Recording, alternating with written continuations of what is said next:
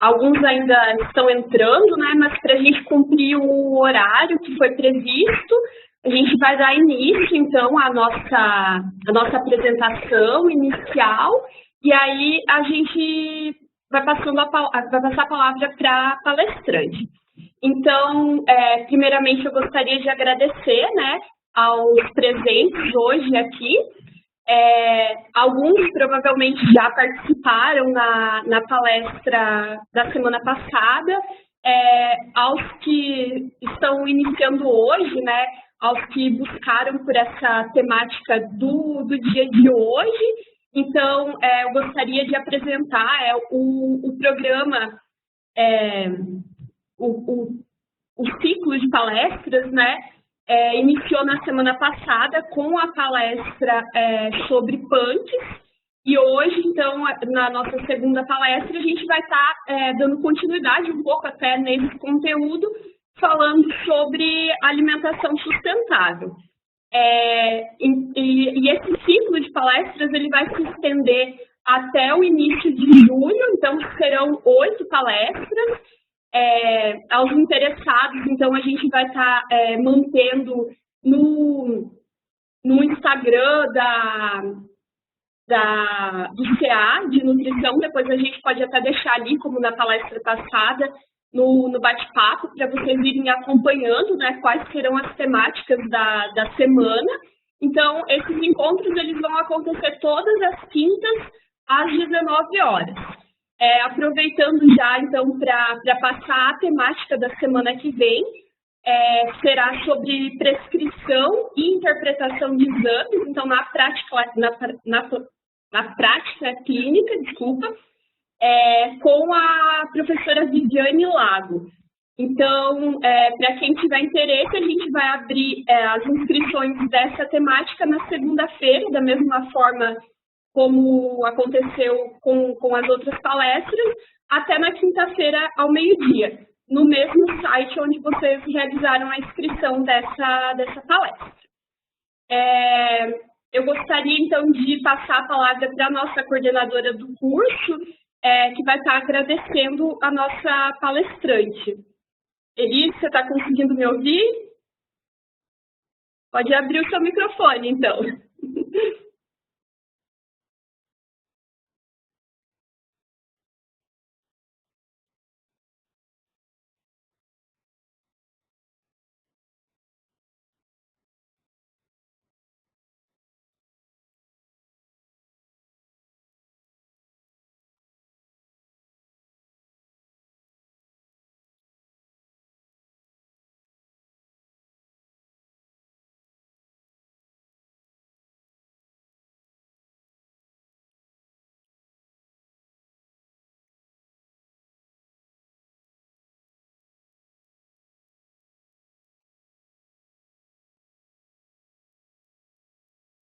Oi, tá me ouvindo agora?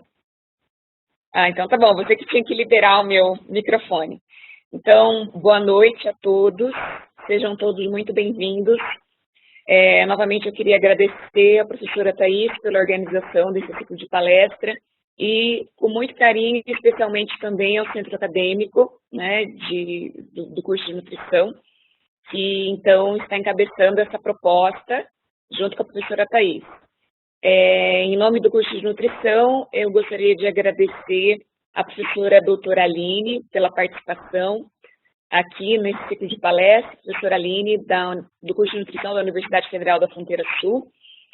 Sabe que é uma alegria muito grande de poder ter uma pessoa com o seu currículo para falar desse tema tão atual, desse tema tão importante para a formação, não só do profissional nutricionista, né, mas para quem trabalha na área.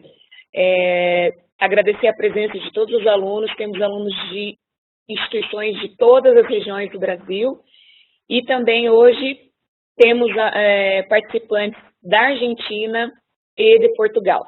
Então, não imaginávamos como atingiríamos as pessoas, né, nesse momento de pandemia, mas esse ciclo de palestra dessa forma, com esse formato, estreitou as nossas relações, né? Então, ficamos muito felizes por estarmos abrangendo esse número tão grande de participantes. Hoje nós tivemos 270 inscritos e eu espero que vocês continuem participando. Sejam todos muito bem-vindos e boa palestra para todos. Muito obrigada, professora doutora Aline. Obrigada. Vocês estão me ouvindo bem? Sim, tá bom. É um prazer para mim estar aqui. É um tema muito que eu gosto bastante de falar, então é um prazer muito grande. Eu vou compartilhar aqui a minha tela, vamos ver se vocês conseguem ver direitinho. Vocês conseguem ver o fundo da minha tela? Sim. Sim, tá bom.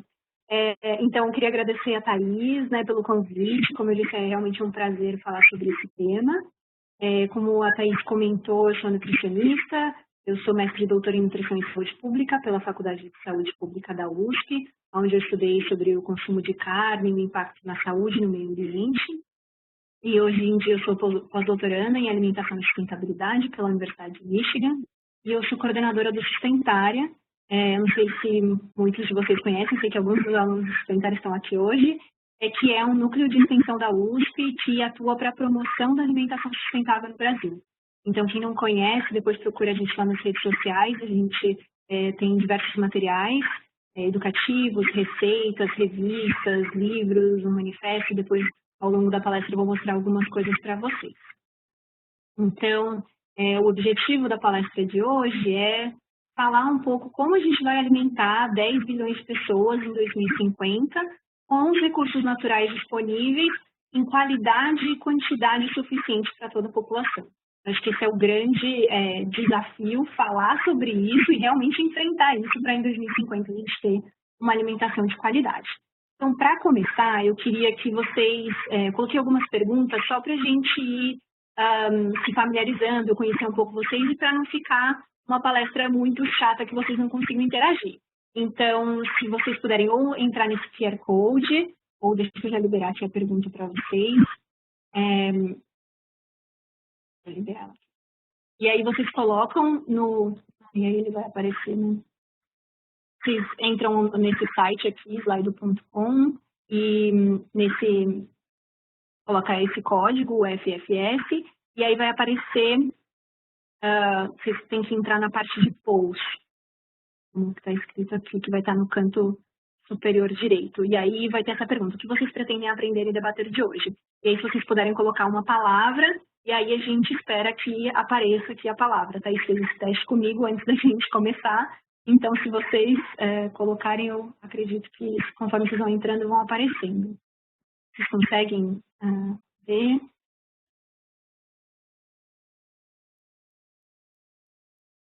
Está aparecendo aqui o número aumentando, então acho que está funcionando. É mais com essa ideia da gente alinhar as nossas expectativas, né? O que vocês pretendem aprender, né? Debater comigo, qual que foi a minha expectativa também de apresentar esse tema. Então, a gente tem aqui... E vocês podem colocar mais uma palavra também, mesmo depois que vocês mandarem a primeira, vocês podem colocar mais. Então, tem nutrição, saudável, plantio, sustentabilidade está ganhando, né? Vegetarianismo, conscientização alimentar, alimentação e sustentabilidade, agroecologia, reuso, planeta, quintal, benefícios.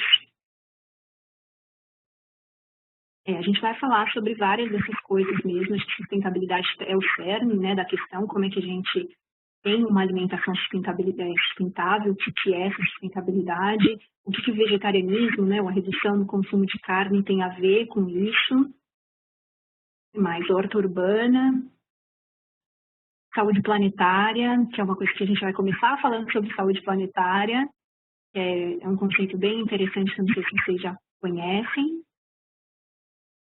Saúde, sim, né, o impacto da saúde, agricultura familiar, o impacto no meio ambiente, da alimentação, MST,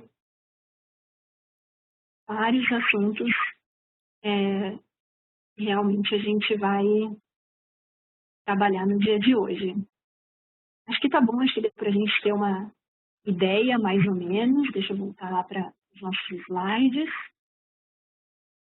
A gente vai ter mais perguntas, tá? Ao longo da apresentação, vou colocar mais algumas perguntas para você. Então, a segunda, essa foi a primeira que eu comentei. Agora, a segunda pergunta é essa, né? O que você acha, se você acha que a sua alimentação é sustentável? Deixa eu colocar ela aqui para vocês. E aí, se vocês entrarem no mesmo site, da mesma forma vai aparecer, aí vocês só colocam que sim ou não sei.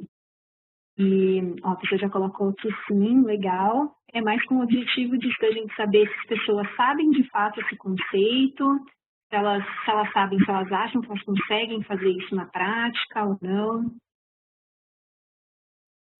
esperar só mais um pouquinho para ver se a gente consegue mais algumas respostas.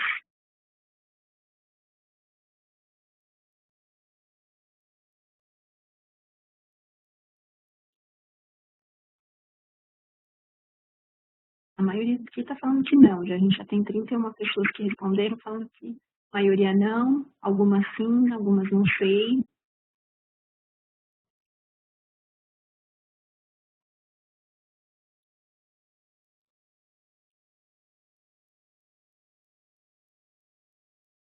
Acho que deu para a gente ter uma ideia, mais ou menos, né? Então, a maioria das pessoas aqui que responderam estão falando que acham que não tem uma alimentação sustentável. Então, vamos ver se vocês, se o conceito que vocês têm de alimentação sustentável é realmente isso que vocês, né, o que eu vou apresentar hoje, e se vocês têm ou não têm, né? E quem não sabe, se vocês vão conseguir aprender alguma coisa hoje diferente. Então, deixa eu parar aqui a pergunta. Então, a primeira coisa que eu queria colocar para vocês, antes da gente falar sobre alimentação sustentável, é saúde planetária. Uma das pessoas colocou lá, né, na nossa nuvem de palavras, a saúde planetária. E, na verdade, saúde planetária é um conceito mais recente, em que ele considera a saúde das pessoas no ambiente e a interação com o meio ambiente. Então, não estuda só as pessoas, não estuda só o meio ambiente, mas essa interação, né, com o foco num foco global e que seja também baseado em evidências, tanto para os humanos quanto para os sistemas naturais. Então, ele visa não só a saúde das pessoas, nem a saúde dos planetas, né? A saúde do planeta, mas as duas coisas em conjunto. Então, acho que é algo muito interessante que é como se fosse um macro, né, em relação à alimentação sustentável, que também pensa na saúde das pessoas e na saúde do planeta. Então, eu trouxe aqui um gráfico do curso de saúde planetária do pessoal da Telesaúde do Rio Grande do Sul. Então, se vocês não conhecem esse curso, é um curso em EAD, e depois mais no final do curso eu vou mostrar para vocês direitinho o site para vocês entrarem, mas é um curso bem interessante que eu recomendo bastante. E eles têm uns gráficos lindos.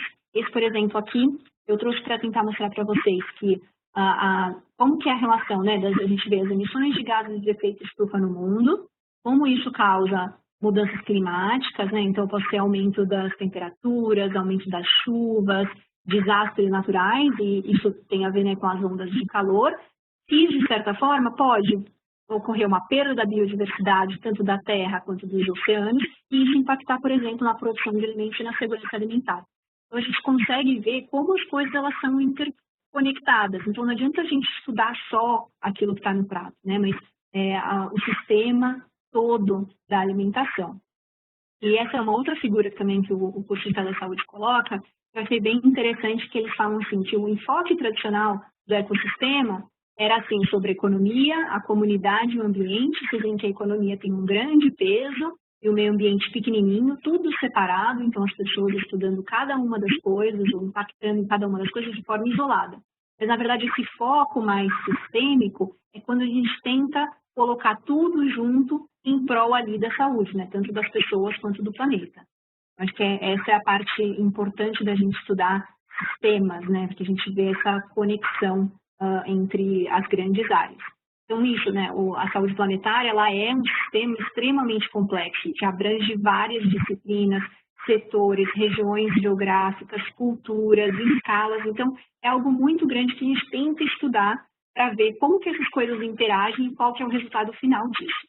E ela precisa de um pensamento sistêmico. pensar no todo, integrar todos esses conhecimentos. Então, não é só trabalhar, por exemplo, no hospital com um médico, mas sim integrar esse conhecimento em busca ali da saúde do paciente. Isso não só no hospital, mas em todos os locais em que a gente trabalha. Então, o que eu queria colocar é que a comida não é só aquilo que está no prato, né? Quando chega ali, que a gente vê, a alimentação ela não é só aquilo. Quem assistiu a live do Sustentária, que aconteceu agora há pouco, né, das 5 às 6, a Nadine fez uma colocação que eu achei super interessante, em que ela falou, muitas vezes a gente acha que a comida brota no prato, né? Quando a gente aprendeu nutrição lá há 15 anos atrás, era isso que a gente aprendia, que era só o alimento que estava no prato, mas não todo o processo que aconteceu até aquele alimento estar no prato, né? Então, desde a produção dos alimentos, o que tem incentivo para a produção, o que não tem, o que dá naquele lugar e o que não dá, o transporte daquele alimento, o processamento, a forma de venda e, de fato, o consumo, que é ali quando a gente vai comer aquele alimento. E até também o descarte, né? O que a gente vai consumir e o que a gente vai descartar. Então, isso é a definição de sistemas alimentares. A gente pensa também em todo esse sistema, né? Em todos os atores e as conexões que envolvem, desde a produção, beneficiamento, processamento, distribuição, consumo e descarte de alimentos. Em cada uma dessas partes, né, na produção, a gente tem um subsistema que é extremamente complexo, né, como a fazenda, por exemplo, ou a coleta do lixo, ou a cadeia de distribuição de alimentos. Tudo isso são mini-sistemas que se integram formando o sistema alimentar. E no final das contas vai lá produzir aquele prato de comida que a gente vai comer, né, que vai produzir segurança alimentar, que a gente estuda também. Então isso são os sistemas alimentares, né. Aqui eu trouxe um exemplo também de um gráfico que eu acho bem interessante, que ele retrata, né, aqui um framework conceitual dos sistemas alimentares que divide em 3 partes principais. Essa cadeia da produção de alimentos que a gente comentou, né, da produção, da distribuição, do processamento, os ambientes alimentares, que é onde você vai comprar o alimento, né, a disponibilidade daquele alimento, que vai promover uma atitude do consumidor, o que ele vai comprar daquele alimento. E aí isso sim vai determinar a quantidade, a qualidade, né, a diversidade e a segurança da alimentação, que vai impactar nos desfechos em saúde, desfechos da nutrição e também vai impactar em aspectos sociais, econômicos e ambientais. Então, quando a gente vê, são várias coisas aqui. E ainda o gráfico coloca todos os objetivos do desenvolvimento sustentável. Se vocês não conhecem, recomendo que vocês entrem no site das Nações Unidas, e aí tem lá todo um material também já em português que fala, né, tem diversos ODS, que a gente chama, relacionados estritamente à alimentação, né, como a redução da fome, a promoção da segurança alimentar. Então, recomendo fortemente para vocês darem uma olhada nesse material. Então, só para dar um exemplo para vocês sobre isso, eu peguei essa matéria de jornal, né, que colocou assim, ela é de 29 de novembro de 2019. Então, a matéria do jornal era preço da carne dispara, entendo o que causou o aumento. Só para vocês entenderem que não é só uma coisinha que leva a uma escolha alimentar, a gente ter, por exemplo, a carne no prato. Então, algumas das causas disso foram a seca prolongada e o adiamento da engorda dos bois, acontecendo uma menor oferta da carne para as pessoas, então não tinha muito como comprar carne. Aconteceu também uma peste suína na China, que aumentou a exportação da carne brasileira, reduzindo a carne aqui para o país. Ainda foi época de fim de ano, então teve liberação do fundo de garantia, e aí as pessoas queriam comprar carne, elas tinham dinheiro para comprar carne. E também com isso tudo, acabou acontecendo o quê? Uma alta do preço e um aumento da procura por outros tipos de carne pelas pessoas que não tinham recurso, como pela procura de ovos, de frango, de carne suína. E os próprios, por exemplo, os supermercados passaram a comprar a peça inteira e fazer o corte lá, porque isso diminuía o preço, né? O restaurante passou a diversificar ali a apresentação do prato, colocar mais legumes junto com a carne para que diminuísse o preço, né? Então, o que a gente pode observar é que isso tem aspectos ambientais, aspectos de segurança alimentar lá na China, que a gente está vivendo hoje, né? Um outro aspecto, né, da pandemia que vem sendo relacionado com a alimentação na China, que está impactando a gente aqui, né? a economia interna e o comportamento alimentar. Então, a gente vê que uma simples coisa que a gente só está falando ali, o preço da carne dispara, mas as causas, elas são múltiplas, e essas interações, muitas vezes a gente nem sabe o que vai acontecer. A gente muda uma coisinha no sistema alimentar, e isso pode provocar uma grande mudança em tudo, e não é muito previsto. Então, estudar os sistemas alimentares é ter isso em mente, né? Essa complexidade e essa forma de relação entre cada um dos fatores. Aqui é um outro gráfico, né, da FAO, que ele também acho ele bem interessante, em que ele tenta colocar tudo isso que eu falei de uma forma só. Então, ele começa aqui por fora, né, falando dos elementos naturais, então de ar, solo, água, clima. Aí ele vai para elementos sociais, então de organizações, políticas públicas, infraestrutura, normas sociais. Depois ele vai acesso a recursos naturais, né, como trabalho, conhecimento, finança e outros serviços ali para o produtor.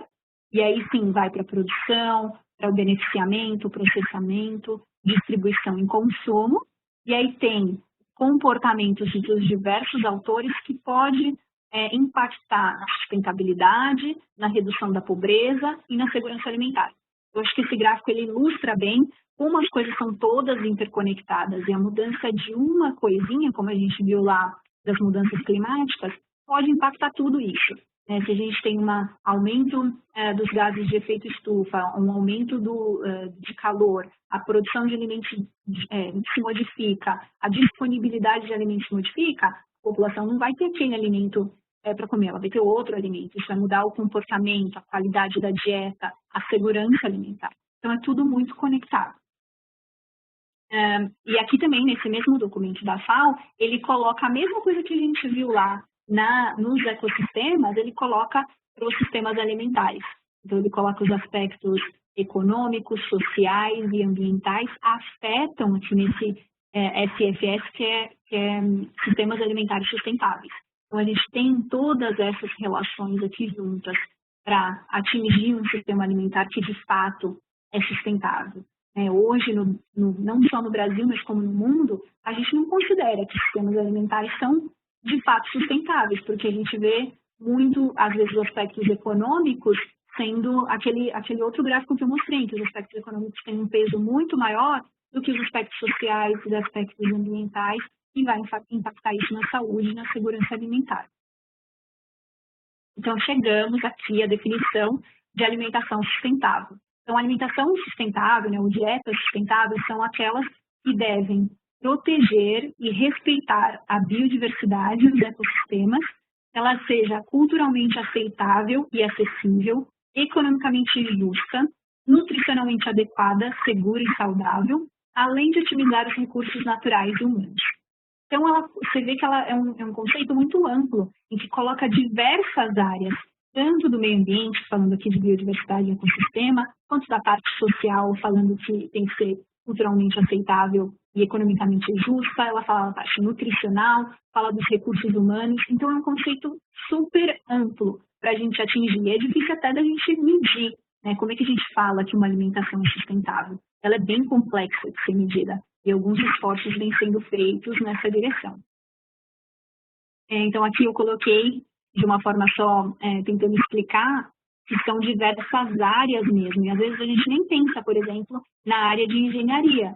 Também está relacionada, né, com a produção de alimentos, com a forma de otimização, de transporte, ou mesmo a gestão de recursos, políticas públicas, psicologia. São diversas áreas que juntas elas podem atuar para, de fato, a gente ter uma dieta mais sustentável.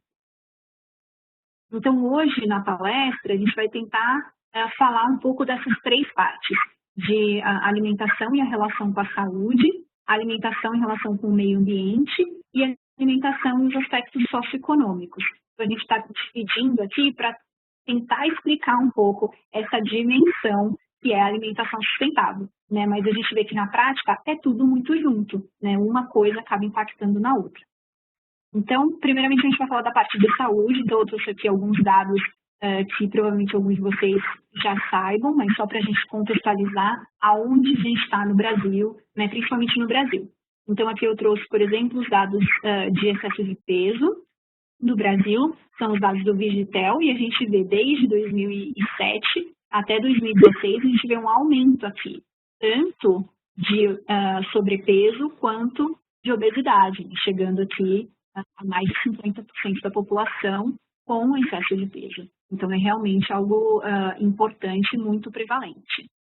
Se a gente olha em relação a crianças, né, de 5 a 9 anos, pensando nas POFs, né, que são as pesquisas de orçamento familiar de 74, 89 e 2008, a gente também observa o excesso de peso, aumento de obesidade tanto para meninos quanto para meninas. Então, não é algo só dos adultos e idosos, mas também desde criança. Se a gente pensar em segurança alimentar, né? Quando a gente fala de segurança alimentar, então é você ter um acesso a uma alimentação de qualidade. Então, não é só a falta de alimentação, mas você tem um acesso à alimentação de qualidade em quantidade suficiente. Então, a partir das pesquisas por amostragem em domicílio, a gente vê de 2004, 2009 e 2013, que houve uma melhora da insegurança alimentar, né? Então, a gente vê aqui que a insegurança alimentar grave, que é a vermelha, ela está em menos de 5% da população. E a leve aqui está em torno de 15%, que são os últimos dados disponíveis. Então, a gente teve uma melhora nesse quadro Brasil, né? Um aumento da obesidade e excesso de peso e uma redução da insegurança alimentar. Esse daqui eu trouxe um gráfico do Global Burden of Disease, coloquei a referência aqui embaixo, que vale a pena vocês darem uma olhada, ele faz vários gráficos, é automático no site, e eu trouxe só para mostrar para vocês, aqui é o número de mortes. E aí a gente vê aqui, então, que de todas as mortes do Brasil, em 2017, a grande maioria, esse é azul aqui, doenças crônicas. Uma parte doenças infecciosas e uma parte de acidentes, né? Então, quais são as principais doenças crônicas aqui? As doenças cardiovasculares, que causam morte, né? E câncer. E aí, quando a gente pensa em fator de risco, né, que causa essa morte, a gente pensa, por que as pessoas morrem de doenças cardiovasculares? Por que elas morrem de câncer? São vários os fatores, mas nem todos os fatores a gente conhece. Então, nesses dados do Global Burden of Diseases, eles colocam que 60% dos fatores de risco, a gente consegue explicar a morte por 60% dos fatores de risco. O resto, esses outros 40%, a gente não sabe, porque é muito complexo, né? Não é só uma coisa que leva às doenças cardiovasculares, ao câncer, né? E como é uma doença crônica, ela vai ao longo da vida. Então, são vários fatores e interações entre eles. Mas só para vocês terem uma ideia de que são muita coisa a gente não conhece, a gente não sabe direito. E aqui são todos os fatores de risco. Mas e a dieta? Aí aqui, esse gráfico aqui mostra só o quanto que a dieta é responsável por essas doenças. Então, a gente vê aqui que as doenças cardiovasculares, você vê que não era muito, né? Era daqui, deixa eu agora mudar. Tá vendo? Metade, mais ou menos, é por fatores dietéticos. O câncer é uma quantidade pequenininha. Diabetes e doença renal é uma quantidade pequenininha. Mas, enfim, é uma quantidade considerável, né, que explica as causas de morte dessas doenças. E aí, lá no site do Global Burden of Disease também, ele coloca quais são os principais fatores de risco que são estudados. Então, tá bem pequenininho, mas a gente vê que no começo aqui, pressão alta é o principal fator para essas doenças, e os fatores dietéticos estão em segundo aqui, ó. Principalmente para as doenças cardiovasculares, para o câncer e para a diabetes, que foi o que a gente viu no outro gráfico. Mas o que são, né, esses fatores dietéticos que impactam na causa de morte dessas doenças crônicas? São vários.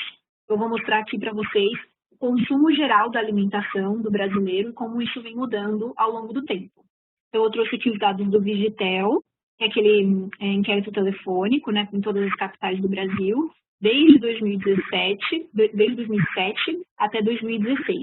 Então, a gente vê, por exemplo, que o feijão parece que reduziu um pouco o consumo, a carne com gordura parece que continuou mais ou menos a mesma coisa, refrigerante reduziu e o consumo de frutas e hortaliças aumentou. Então, a gente vê, né, alguma melhora, né, nessa alimentação. Aqui outros dois índices. Na parte laranja doce, a gente vê que parece que deu uma reduzida, né, de 20 para uns um pouquinho menos, uns 18, e a troca de refeição por lanche também, parece que reduziu um pouquinho. Então, um outro sinal de que talvez isso tenha melhorado um pouco. Mas, né, quando a gente olha a recomendação, a situação não é tão boa assim quanto a gente estava olhando lá nos dados do Vegetel. Né? A tendência é uma tendência de melhora, mas quando a gente vai ver em relação à recomendação, não é tão bom. Então, o que eu trouxe? Nessa parte daqui, eu tenho em amarelo a quantidade consumida pelo brasileiro e a quantidade em verde, a quantidade recomendada. Então, por exemplo, de frutas, a gente consome menos do que a recomendação. De cereais integrais, a gente consome quase nada, muito pouquinho. Né? Verduras e legumes, muito longe também da recomendação. E aí, desse lado, a gente vê que é o contrário. A quantidade amarela, né, é a quantidade consumida. Então, ela passa da quantidade recomendada. A gente consome muito mais gordura saturada, açúcar de adição, carne vermelha. Então, né, é bastante alto o consumo. Isso vai depender um pouco da recomendação, mas, no geral, carne vermelha sempre a população brasileira consome, é uma das maiores consumidoras de carne do mundo. E se a gente pensar na forma em que o Guia Alimentar da População Brasileira coloca de alimentação. Isso vai variar um pouco com a referência, né? Porque às vezes é um pouco difícil a gente classificar os alimentos ultraprocessados, muitas vezes eles entram na classificação de ultraprocessado, às vezes de processado. Então, um dos estudos mostram que 70% da alimentação do brasileiro é alimentação in natura. Arroz, feijão, carne vermelha. 9% é de alimentos processados, então pão francês, queijo, carne processada, e 21% são os alimentos ultraprocessados. Então, aqueles bolos, tortas, biscoitos, né, sanduíche, refrigerante. Então, se a gente compara esse número com, por exemplo, países da Europa e dos Estados Unidos, o nosso consumo é muito menor do que o consumo de ultraprocessados nos Estados Unidos, que chega a mais de 50%. Então, o brasileiro, né, isso são dados da POF de 2008, que é a última POF que a gente tem disponível. Né? Em breve, nos próximos meses, a gente vai ter mais resultados, mas por enquanto é o que a gente tem. A gente vê que o consumo é muito ainda de alimento in natura. Mas mesmo assim, é um alimento in natura arroz branco, feijão e carne vermelha. Então, e aí a gente vai explorar um pouco mais nos próximos slides. Mas por que a gente fala que consumir frutas, verduras, legumes e cereais integrais é importante para a população? Porque eles são ricos em vitaminas, minerais, compostos antioxidantes, fibras, né? E aí tem diversos estudos mostrando que o consumo desses alimentos diminui o risco para doenças cardiovasculares, para diabetes, para câncer e para ganho de peso. Né? Então, no Brasil, a gente tem um consumo médio de 78 gramas de frutas por dia, a recomendação vai ser de 200, e a gente vê que a diversidade é pouca, né? As principais frutas consumidas é laranja, banana e maçã. A gente não tem muita diversidade. Verduras e legumes, o consumo é super baixo, 33 gramas por dia, principalmente de salada crua e de tomate. Então, a gente tem uma recomendação da OMS de 400 gramas por dia, aí a gente vê que é muito menos do que 78 mais 33. Ou a gente também tem a recomendação, por exemplo, uma recomendação britânica do 5-a-day, que é de comer 5 porções de frutas, verduras ou legumes ao longo do dia, que de fato a gente também não atinge. Né? Isso porque são diversos fatores que fazem com que o brasileiro consuma menos verduras, frutas, legumes e cereais integrais. Né? Em fatores culturais, não é muito cultural da população comer cereal integral, então o consumo é quase nulo. Fatores econômicos, às vezes aquele alimento é mais caro do que, por exemplo, o arroz branco, né? O arroz integral é mais caro que o arroz branco. Escolaridade, idade, são todos fatores que podem influenciar nesse consumo, deixar esse consumo mais baixo. E carnes vermelhas e processadas. Então, há diversos estudos também mostrando que o consumo de carne vermelha e processada aumenta o risco de câncer, de doenças cardiovasculares e de diabetes. E o que são essas carnes vermelhas e processadas? Coloquei uma foto aqui. As carnes vermelhas são as carnes de boi e de porco, e a carne processada são essas, linguiça, salsicha, presunto, peito de peru, são todas carnes processadas, né, que tem a adição de substâncias para torná-la válida, né, por mais tempo, adiciona sabor. E o aumento, né, do risco dessas doenças são diversos fatores, diversos estudos mostrando diferentes abordagens, como o alto teor de ferro, o alto teor de gordura saturada, compostos como aminas heterocíclicas que ficam quando a gente grelha a carne e tem um potencial de aumentar o risco de câncer. Enfim, são diversos fatores que podem fazer com que a carne leve a esse aumento do risco de doenças. E a recomendação, né? A gente tem uma recomendação do World Cancer Research Fund, que é uma recomendação americana de 500 gramas por semana de carne vermelha e processada. Isso dá em torno de 70 gramas por dia. Quando a gente vê né, o consumo de carne da população brasileira, a média é de 88 gramas por dia. Então, já é muito mais do que a recomendação. O consumo de carne total, que são todas as carnes da dieta, 160 gramas. A carne bovina é a mais consumida, sempre, a carne que o brasileiro mais gosta, que é em torno aqui de 60 gramas. É um dos alimentos mais consumidos. A gente pega os dados da POF, né, da pesquisa de orçamentos familiares, a carne bovina é um dos alimentos mais consumidos pelo brasileiro. E isso é muito cultural, né? A gente tem o famoso churrasco, aí no sul principalmente, né, tem bastante a questão do churrasco, na região centro-oeste do país também o consumo é muito elevado. A gente tem algum subsídio para a produção de carne, então carne no Brasil é muito mais barato do que carne na Europa e nos Estados Unidos. E a gente tem as carnes processadas, que mesmo a população que não tem um poder aquisitivo muito alto, ela consegue comprar carne e comer. Então é muito comum todo mundo comer carne todos os dias, às vezes mais do que uma vez por dia. Mas a gente também tem que pensar do outro lado da carne, né? Ela é um alimento extremamente rico nutricionalmente falando. Em alguns locais, né, no Brasil, não só no Brasil, mas em outros países do mundo, a carne ela é muito importante para a promoção de uma alimentação adequada. Então, a gente pode falar que a carne, no geral, o excesso de carne aumenta o risco para doenças crônicas? Com certeza. Mas em alguns locais, né, como bolsões de pobreza do Brasil, onde tem uma fome crônica, o consumo de carne pode ser muito importante para promover a segurança alimentar naquele local. Então, a gente tem que pensar no local que a gente está atuando. Se a gente for falar do Brasil como um todo, no geral, a gente consome bastante carne. Mas tem locais onde realmente a carne é importante e ela deve ser consumida. Né? Então, a gente tem que ter sempre isso em mente. Né? Qual é o público que a gente está lidando. Outros fatores que também são estudados, né? O consumo de gordura saturada, de açúcar, de sal, de ultraprocessados. E vários estudos vêm mostrando que eles são associados ao maior risco de obesidade, de hipertensão, de doenças cardiovasculares e de diabetes, né? E aí a gente vê o quê? Quais são os alimentos que mais contribuem com gordura saturada na dieta? A carne. A carne é o alimento que mais contribui. 38% vem da carne, né?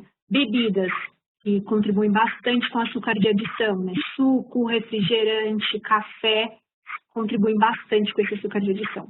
E o sódio? A gente tem o sódio dos alimentos ultraprocessados?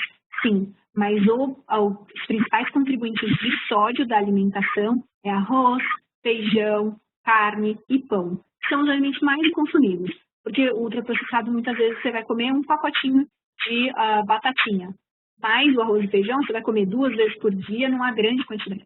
E você vai colocar o sal nele para preparar. Então, esse sódio é o que mais contribui no total de sódio da dieta. Então, é importante a gente saber isso, né? Quando a gente for fazer recomendações para as pessoas, para utilizar, por exemplo, como a professora Thaís falava, utilizar punches, utilizar outras fontes para dar sabor ao alimento e reduzir o consumo de sódio, é super fundamental, né? Até nas preparações básicas, como arroz e feijão.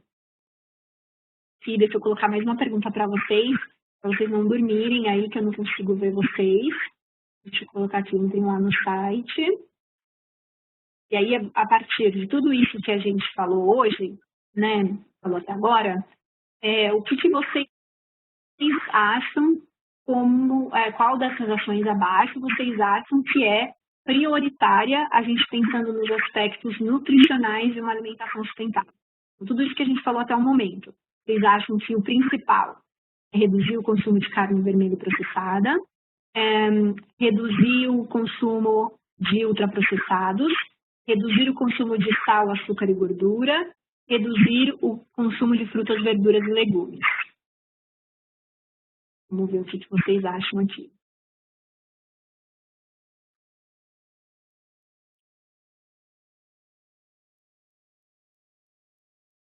Está ficando empatado o consumo de carne e o consumo de ultraprocessados. Todo mundo prestou atenção na minha pegadinha.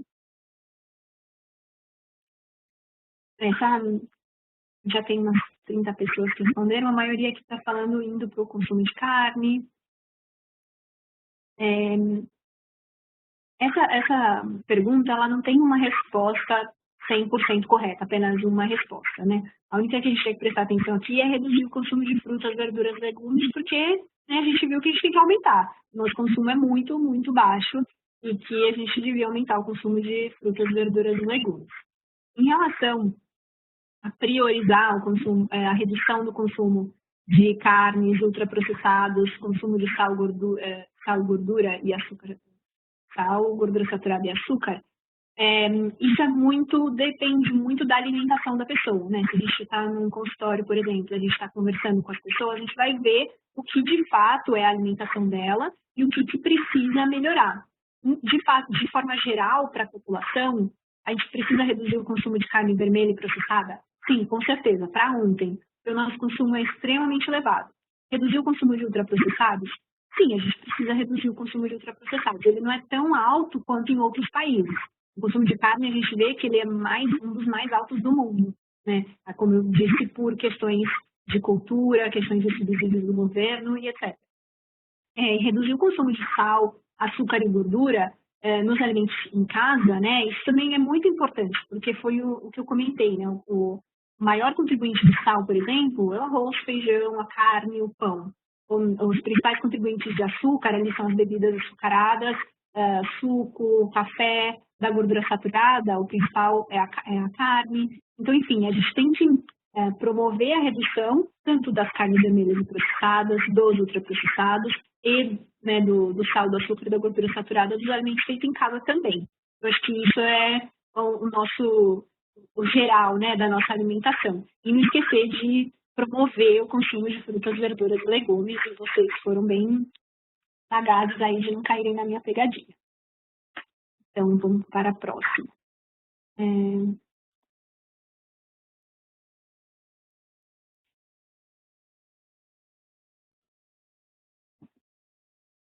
Então, eu queria comentar, até agora a gente falou sobre grupos de alimentos, a gente falou sobre nutrientes, a gente falou sobre itens específicos da dieta.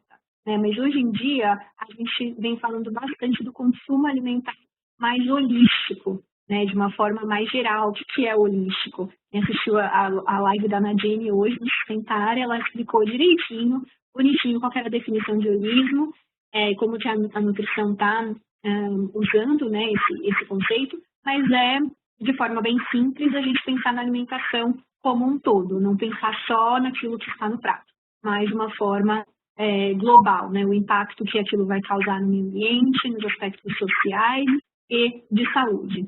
Então, eu trouxe aqui a foto, se vocês nunca viram essa foto, eu recomendo que vocês procurem, depois vou colocar a referência para vocês, mostrando né, a referência para vocês no final. É um documento do pessoal de vários pesquisadores do mundo, é o principal documento em alimentação sustentável dos últimos 10 anos. Ele foi publicado ano passado pelo o chefe né, dessa publicação, é o professor Walter Willett, que ele foi chefe do departamento de nutrição da Harvard. É um paper bem interessante para se estudar. Então, esse daqui, a carinha, tem esse documento em português, né, um sumário desse documento, uma síntese, e aí chama Alimento, Planeta e Saúde, Dietas Saudáveis a partir de Sistemas Alimentares Sustentáveis. Então, ele traz várias reflexões, recomendo fortemente que vocês procurem esse material. E aí, nesse documento, ele traz essa tabelinha aqui, que mostra uma recomendação de alimentos por grupos de alimentos, né, uma quantidade, coloca um mínimo e um máximo, pensando em promover uma saúde da população e uma saúde do meio ambiente. A única coisa que eu mudei aqui é que na tradução deles, eles colocaram legumes, eles foram traduzir legumes do inglês e eles colocaram legumes, mas na verdade é leguminosas. Então, arrumei aqui para vocês. Se vocês forem olhar a versão em português, só fique atento para isso. Mas é interessante essa recomendação. Vem sendo elogiada por alguns e criticada por outros, né, por diversos motivos, mas ela é um marco nessa área da alimentação sustentável como uma primeira iniciativa para a gente falar em alimentação, não pensando só na saúde das pessoas, mas também pensando na saúde do planeta. Então, recomendo vocês olharem esse documento. E então agora a gente vai começar a falar um pouco do meio ambiente, né, aquele segunda parte da alimentação sustentável.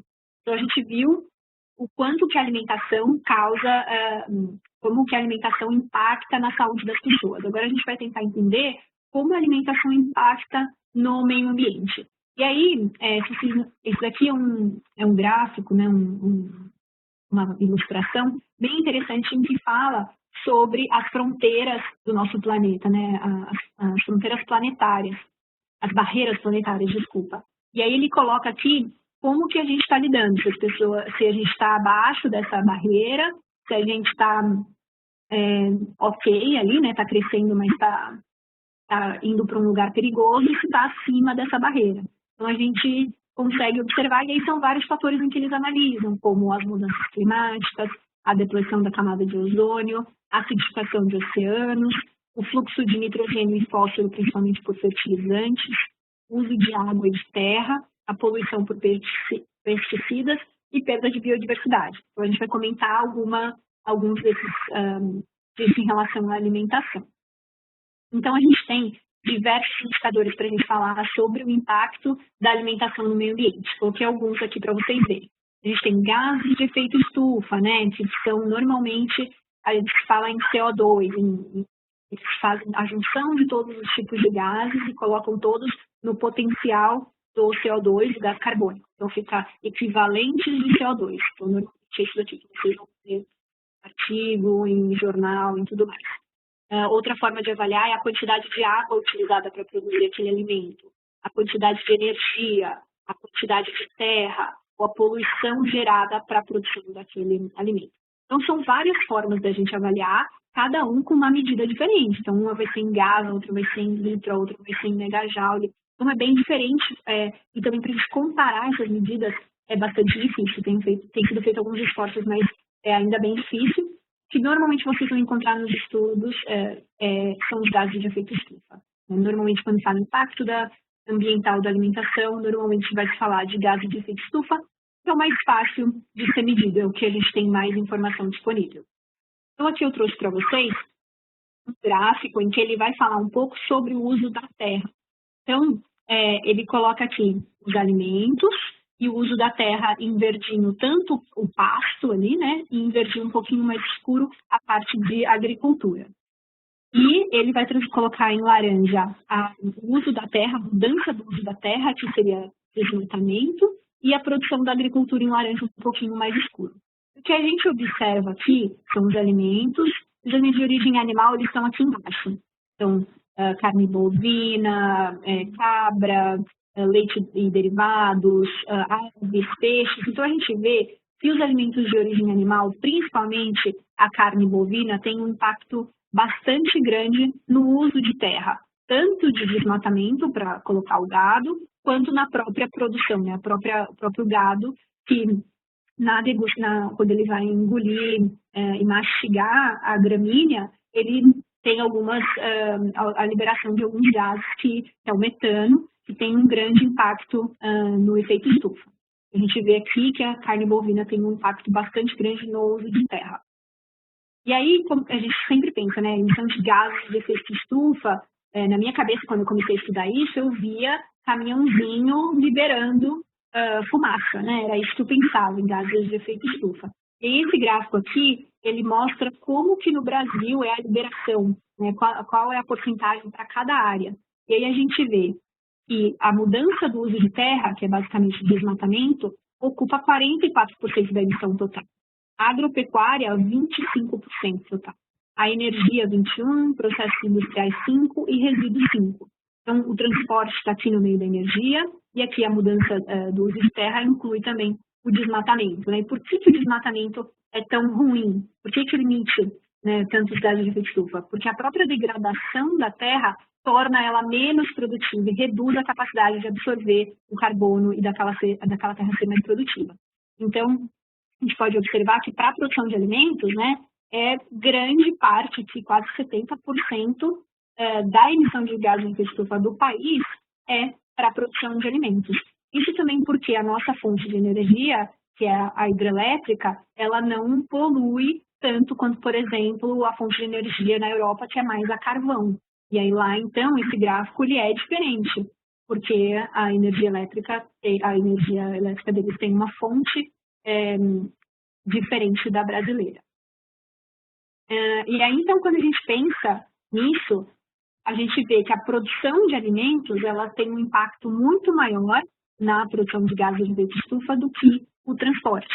Quando a gente olha aqui a quantidade de gases por porção para cada um dos alimentos, a gente vê de novo que os alimentos de origem animal aqui, principalmente a carne de ruminantes, que são os bovinos aqui, tem um impacto muito grande, né? Depois a gente tem aqui os peixes, depois leites derivados, ovos e manteiga, e aqui os alimentos de origem vegetal, que quase não poluem, né, não emitem esses gases de efeito estufa. Aqui foi um gráfico que a gente fez ainda quando o Sustentária chamava Dias Sem Carne, foi da minha pesquisa de mestrado, em que a gente viu que para produzir 1 quilo de carne no Brasil, eram gerados cerca de 44 quilos de CO2, que significa a mesma coisa que um carro percorrendo quase 250 quilômetros. Então, era só para a gente tentar mostrar a quantidade de gases que é produzido, isso tanto pelo boi, né, como eu disse, quanto pelo desmatamento que ocorre ali, principalmente na região centro-oeste do país e norte, para a produção de gado. Então, só para vocês terem uma ideia da dimensão disso. Uma outra coisa que eu queria comentar com vocês também é que muitas vezes a gente fala, a gente ouve falar, né, a comida local, né, a produção local é a melhor coisa para a gente pensar em sustentabilidade, porque te emite menos no transporte, né? A gente está lá perto do produtor, então a gente não vai produzir tanto gases de efeito estufa. Como vocês viram, a produção ela emite muito mais do que o transporte, principalmente quando a gente está falando de alimentos de origem animal incluído nesse processo. Então, eu queria só comentar que a alimentação local, ela é interessante? Sim, porque ela ajuda os produtores locais. Então, se você pensar, ela vai ajudar os produtores da própria região, você vai comprar e ajudar o seu estado, o seu município, enfim. Mas não necessariamente ela tem uma produção menor de CO2. Ela pode ter, mas não necessariamente. Isso vai depender do tipo de alimento, como eu disse, né, alimentos de origem animal sempre a produção vai ser muito maior do que o transporte. Por exemplo, se eu pensar, né, comida local é sempre maravilhoso. E aí, então, por exemplo, numa região muito fria, eu vou começar a querer produzir morango, por exemplo. Produzir morango não, numa região muito quente, eu vou começar a querer produzir morango. Eu vou produzir muito menos do que eu poderia produzir numa região fria, eu vou ter que transportar aquele morango para outras regiões, né, ou, enfim, mesmo se for para consumo local. Então, não necessariamente você produzir algo que não é específico da região, que não daquela região não tem uma capacidade, né, por causa do clima de produzir, isso vai ser melhor só porque foi produzido localmente. Se tem uma região muito fria, precisa de um local para aquecer os animais, isso vai vou gastar muita energia, né, vou liberar CO2. Se eu tenho uma região muito quente, eu preciso de refrigeração maior do que numa região fria. Dependendo do país, eu vou ter uma energia hidrelétrica que polui menos, pensando em gases de estufa, do que carvão. Então, tem um estudo mostrando que a carne da Austrália, por exemplo, em que a região tem energia hidrelétrica, se você mandar a carne produzida na Austrália para Inglaterra, de navio, você polui menos do que você produzir na Inglaterra. Porque quando você produz na Inglaterra, que tem uma matriz energética à base de carvão, isso gera muito mais gases de efeito estufa. Então, enfim, você tem esse trade-off, né? Essa diferença de algumas coisas são boas e outras, nem tanto, a gente tem que tentar avaliar. Então, sempre a produção de carne, ela acaba gerando muito mais CO2 do que o transporte. Mas algo importante para a gente pensar também é que o transporte individual, né, você indo até o supermercado, ele é substancial, porque é só você sozinho dentro de um carro indo comprar, por exemplo, um cacho de banana ou um pedaço de carne, enfim. Esse transporte, né, 10 quilômetros ali, 5 quilômetros que você vai, ele é substancial. No transporte dos alimentos, por que ele é menor? Porque eu vou encher um caminhão, por exemplo, cheio de carne. Então, quando eu divido aquela quantidade de CO2 pelo total de carne que tem naquele caminhão, a quantidade de CO2 vai ser pequena.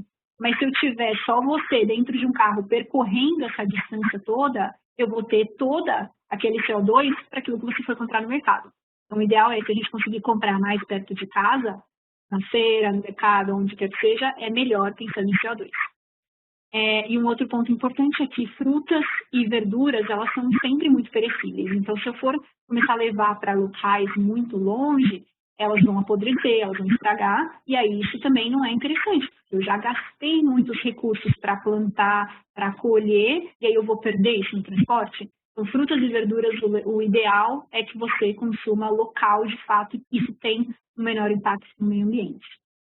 Espero que tenha dado para entender essa coisa da comida local. Se vocês tiverem alguma dúvida, me gritem no chat e eu tento responder, tá? Em relação à energia, a gente também aqui tem uma estimativa da quantidade de energia para a produção de alimentos e a gente vê que isso muda de país para país, que é só um exemplo.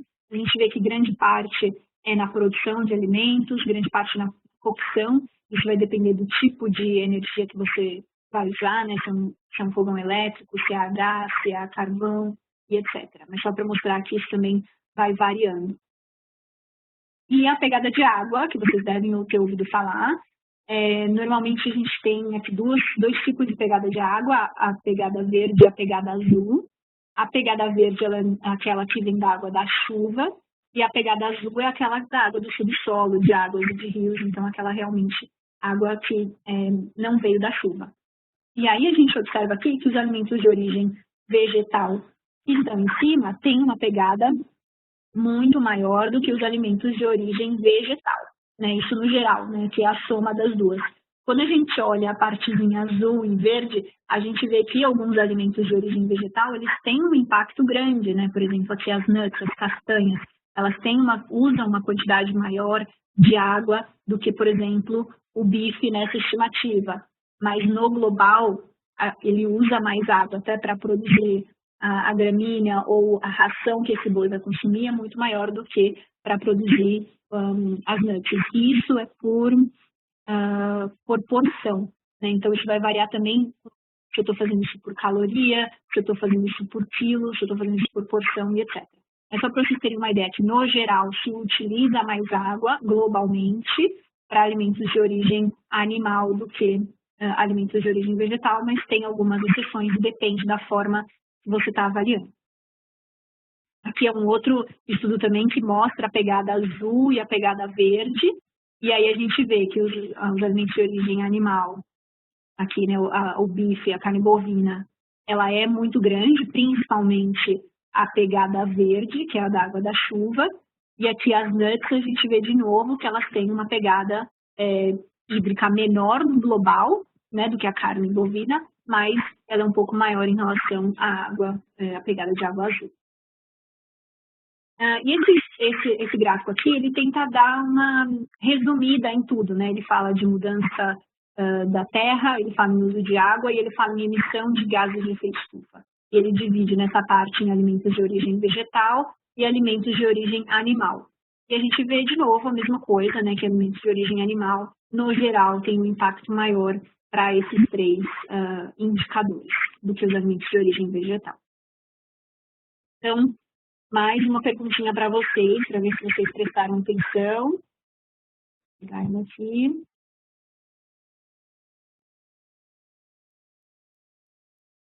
Qual que é o jeito mais comum da gente avaliar o impacto ambiental da alimentação? Vocês acham que é a pegada de carbono, que são os gases de efeito estufa, a pegada de água, o uso da terra ou a poluição? Eu falei algumas vezes.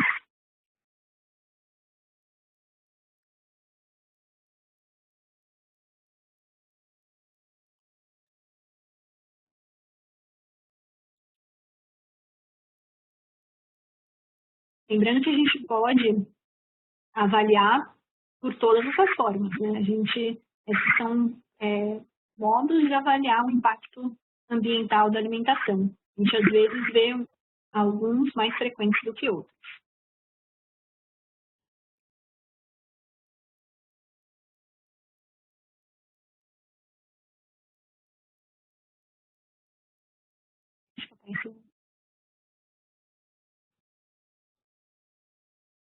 Alguém perguntou aqui a diferença entre a pegada azul e a pegada de água verde. Ok, então enquanto vocês vão respondendo aqui, eu falo sobre isso. A pegada de água azul é aquela água que está no subsolo, a água de lagos, água de rios, que elas já estão lá, que é uma água que não depende de chuva. A água verde é a água de chuva.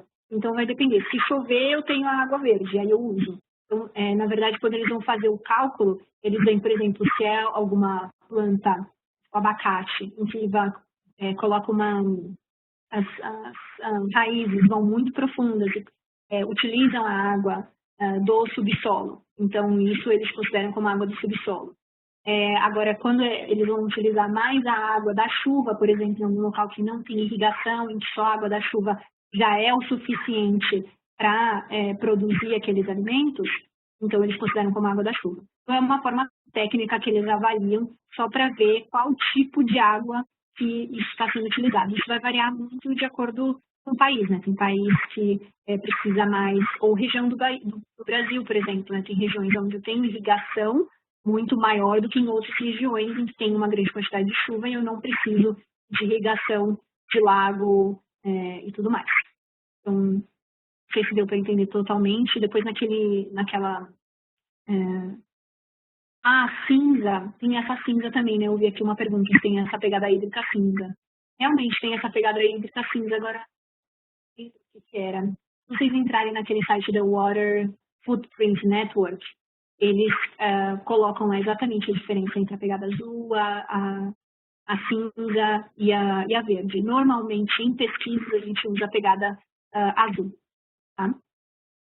E aqui, então, que a gente teve, todo mundo, né, a maioria prestou atenção aqui, que a pegada de carbono realmente é mais comum da gente observar. Né? Então, quando a gente vai ver em jornal, por exemplo, a gente vê em gases de efeito estufa, pegada de carbono e tudo mais. O segundo mais comum é em pegada hídrica, né, pegada de água. Também é bastante comum. Aí a pegada de carbono é a mais frequente.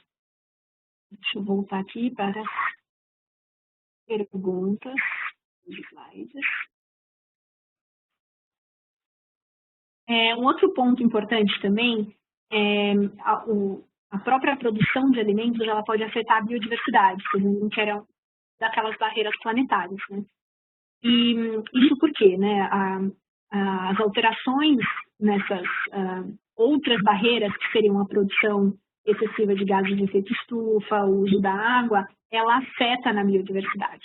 Quanto mais eu uso terra para a produção de alimento e eu desmato, por exemplo, eu retiro a biodiversidade que existia ali, né? Ou a retirada da floresta, a expansão do uso da água, e aí com isso eu tenho uma alteração do clima que faz com que alguns animais ou algumas plantas que eram muito comuns de estarem ali não consigam mais sobreviver. Além da poluição por dejetos de animais, uso de fertilizante, agrotóxico, tudo isso modifica a biodiversidade do país, né? Então, é uma das formas também da gente avaliar o impacto do sistema alimentar, a gente pode avaliar na biodiversidade. Eu trouxe aqui um gráfico para vocês darem uma olhada, em que eles calcularam o índice de conservação da biodiversidade para os estados brasileiros. E aí a gente vê, por exemplo, as regiões norte, aqui centro-oeste, né, uma parte da centro-oeste, uma parte da nordeste, ela tem uma melhor índice de conservação, até porque a gente tem aqui grande parte da floresta amazônica, em que é protegida, né, teoricamente, para evitar a redução da biodiversidade. Então, a gente vê mais regiões, por exemplo, como Espírito Santo, regiões do Sudeste, até Rio Grande do Sul, a gente vê que tem uma redução da biodiversidade, por causa, principalmente, de desmatamento, uso de terra para a produção de alimentos de forma extensiva. Vou deixar aqui.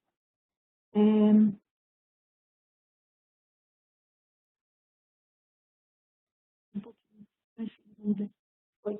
Um outro recurso que eu queria trazer para vocês foi um filme que eu assisti o ano passado, em que eu achei extremamente interessante e fala sobre biodiversidade de uma forma bem leve, que se chama The Biggest Little Farm. E, então, é um casal que mora na Califórnia e eles moram dentro de um apartamento, até que um dia eles têm um cachorro, né? E o cachorro late, eles reclamam. E aí eles não aguentam mais aquela situação de morar num apartamento e eles resolvem comprar uma fazenda e se mudar para a fazenda, começar a produzir alimento e tudo mais. E aí mostra todo o processo de fazer uma fazenda que seja agroecológica, né, que tenha uma produção mais sustentável. E aí eles têm essa vontade de tornar um local bem sustentável, mas como que as coisas vão acontecendo, né? O surgimento de peste, um coiote que vem e acaba comendo as galinhas que eles estavam produzindo. E aí como que eles vão manejando isso até, de fato, se tornar uma fazenda, né, ambiente ali adequado para todo mundo, para os animais, para as plantas e para eles mesmos. Então, é um filme super legal, eu recomendo bastante para vocês assistirem, se vocês estiverem aí disponível. Eu não lembro se esse filme está, não sei se está no Netflix ou em alguma outra plataforma. Eu assisti no cinema ano passado, mas hoje em dia, né, não tem mais cinema, então tem que dar uma olhadinha na internet onde que está.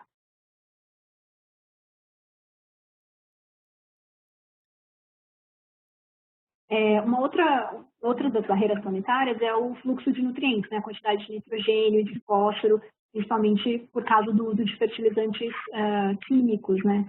Isso porque, para produzir mais alimentos, as pessoas acabam utilizando mais fertilizantes, e isso promove uma poluição tanto das águas quanto da terra, e promove a morte de peixes e a perda da biodiversidade local. Então, isso vem sendo estudado também a quantidade de nitrogênio e fósforo e o fluxo desses nutrientes no meio ambiente. E, por fim, o uso de agrotóxicos, né, no país. Aqui é um slide da Anvisa, de um sistema que eles têm de monitoramento chamado PARA. Se vocês forem no site da Anvisa, procurar por PARA, vocês vão achar esses slides que falam do último levantamento que eles fizeram em 2017, 2018, de uso de agrotóxico nos alimentos. Então, eles estudaram 14 alimentos e correspondem a 31% dos alimentos de origem vegetal consumidos pela população brasileira. Eles analisaram quase 5.000 amostras e buscaram 270 agrotóxicos em 77 municípios. Então, eles pegaram essas amostras de vários locais, juntaram e fizeram a análise para saber quais são os alimentos que mais tinham agrotóxico, né? Então, esse é um número super pequeno, né? É uma iniciativa válida, é a única que a gente tem dessa magnitude no país, mas ainda é uma iniciativa bem pequena se a gente pensar em todos os alimentos que a gente consome e em todos os municípios que a gente tem. Então, o que eles acharam nesse último monitoramento? E 49% das amostras que eles analisaram não tinha nenhum resíduo de agrotóxico, 28% estava no limite, que eles chamam que não causa nenhum efeito na população, 23% tinham alguma inconformidade, que aí podia ser estar acima do limite, ou usou algum agrotóxico que era proibido para aquela cultura, ou tinha mais de uma inconformidade. Com um potencial de risco agudo. O risco agudo é aquele que você consome o alimento uma vez e já tem algum risco à saúde, né? Já causa algum enjoo, náusea, vômito, pode causar até morte. Ou com um potencial de risco crônico, que é quando é uma quantidade que vai ser consumida ao longo do tempo e aí ver se isso, e aí sim pode ter algum impacto no risco da saúde das pessoas. Mas a gente vê que 50% estava ok, sem resíduo, e mais ou menos ali, né, o resto estava ou no limite e uma parte ainda com algumas inconformidades. Pensando que eles não avaliam todos os agrotóxicos que existem no mundo. Pode ser que tenham os outros agrotóxicos que eles não avaliaram, mas estava lá também. E eles também avaliam o alimento com casca, com tudo. Eles pegam um alimento, não lava, não faz nada, já coloca num processador, moe tudo e faz a análise. Isso também pode haver alguma diferença do que aquilo que a gente consome em casa. Mas, enfim, é só para vocês saberem, existe essa iniciativa da Anvisa, e é importante porque muitas vezes quando a gente fala de alimentação sustentável, a primeira coisa que a gente pensa é, vamos recomendar alimento orgânico, agroecológico para toda a população brasileira. E muitas das vezes não dá, é um alimento hoje em dia mais caro, e dependendo, né, tem gente que vai conseguir comprar o alimento orgânico e tudo, e tem gente que não. Então, qual que é o impacto disso também, né, para a pessoa, né, a quantidade que ela gasta com o alimento, se ela pode. Então, é algo para a gente considerar. O alimento orgânico é melhor? Sim, ele tem menos, ele não tem agrotóxico no geral. Se ele não foi contaminado nem nada, ele teoricamente não tem agrotóxico. Mas a gente tem que ver se isso é de fato viável para toda a população brasileira. Eu acredito que não, principalmente ainda que a gente tem regiões muito pobres, com bolsões de pobreza, em que mal se tem, né, o que consumir de fato. Então, isso é algo para a gente pensar e discutir, né, se a gente está numa prática clínica, como que adapta isso, o que a gente pode fazer com o nosso paciente, por exemplo. Aqui eu deixei também quais são, lá no site da Anvisa, eles têm os alimentos e quais são os alimentos que têm o maior potencial, se eles foram avaliados na pesquisa anterior, que eu fiz, que era de 2013. Enfim, vocês podem dar uma olhada e ver qual que é o número de amostras que tinha risco e etc. Então, vale a pena dar uma olhada nesse material. E um outro ponto importante que muitas vezes a gente não fala quando fala de alimentação sustentável é o desperdício de alimentos. É alimento super ótimo, com baixo impacto no meio ambiente, mas se ele não for consumido, ele gastou uma quantidade de recursos e não foi consumido. E ainda vai gerar outra quantidade de recursos para ser decomposto, né? Para ser levado para um lixão e etc. Então, é algo que a gente também tem que observar.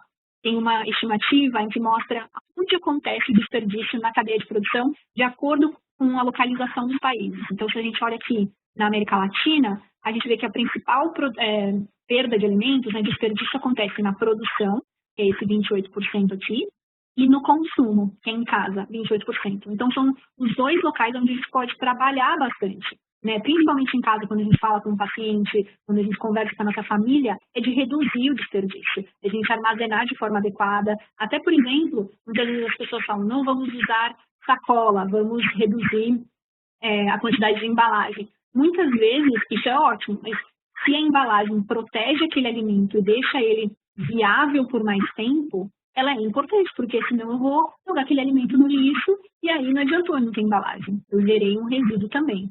Então, pensar no desperdício é importante. Tem uma pesquisa da Embrapa, que é essa daqui, do ano passado, em que mostra o consumo o desperdício em casa. E aí eles viram que tem uma produção, desperdício de 353 gramas por dia da família, ou de quase 130 quilos por ano. Por pessoa, isso dá 114 gramas por dia de desperdício. E os alimentos mais desperdiçados foram arroz, carne, feijão, frango, um pouquinho de hortaliças e frutas. Isso por quê? A gente consome mais arroz, feijão e carne. Então, ia ser realmente de esperar que esses são os alimentos mais desperdiçados. Mas são alimentos que têm um impacto na produção alto e que depois acaba sendo desperdiçado. E eles também tem esse gráfico em que mostra como a quantidade disso nas regiões do país. E a gente vê que dependendo da região, por exemplo, o desperdício de carne na região norte é muito maior, chega a 90 gramas, se a gente comparar, por exemplo, com a região sul, que é ali 30 gramas. Então, fatores sociais, fatores culturais das regiões acabam também impactando nesse desperdício. E aí a gente ter uma dimensão sobre isso é importante também quando a gente for falar com as pessoas. Aqui é um estudo que eu achei bem interessante, em que ele avalia aqueles kits em que a gente compra, por exemplo, na internet, alimentação pronta, né, que vem toda embaladinha, e qual que é o impacto ambiental, né, se a gente comprar esse kit, ou se a gente for no mercado e comprar tudo, todos os itens, levar para casa e fazer a preparação. Então, ele quis comparar para ver, porque a gente tem muita embalagem. Então, será que tem um impacto maior no meio ambiente? quando eu vi, assim, né, a ideia do artigo, eu falei, claro que tem, né, muito mais papelão, papel, plástico. E aí eu achei bem interessante quando ele mostra, né, que na verdade não necessariamente. Então aqui, por exemplo, esses dois maiores aqui, que é um cheeseburger, né, então por ter carne, a gente vê que a quantidade de CO2 é maior do que as outras preparações aqui, que é salada, macarrão, frango ou salmão. E aí esse MK aqui é o kit, e o GS aqui é o do supermercado, né, grocery store. E aí a gente vê que essa parte aqui é muito maior no que a gente compra pela grocery store, que é o quê? Que é o food waste. Então, que é o, né, esse desperdício de alimentos, porque quando você vai fazer tem uma produção desses kits, você usa praticamente tudo, o seu desperdício é muito pequeno, porque você tem uma produção em larga escala.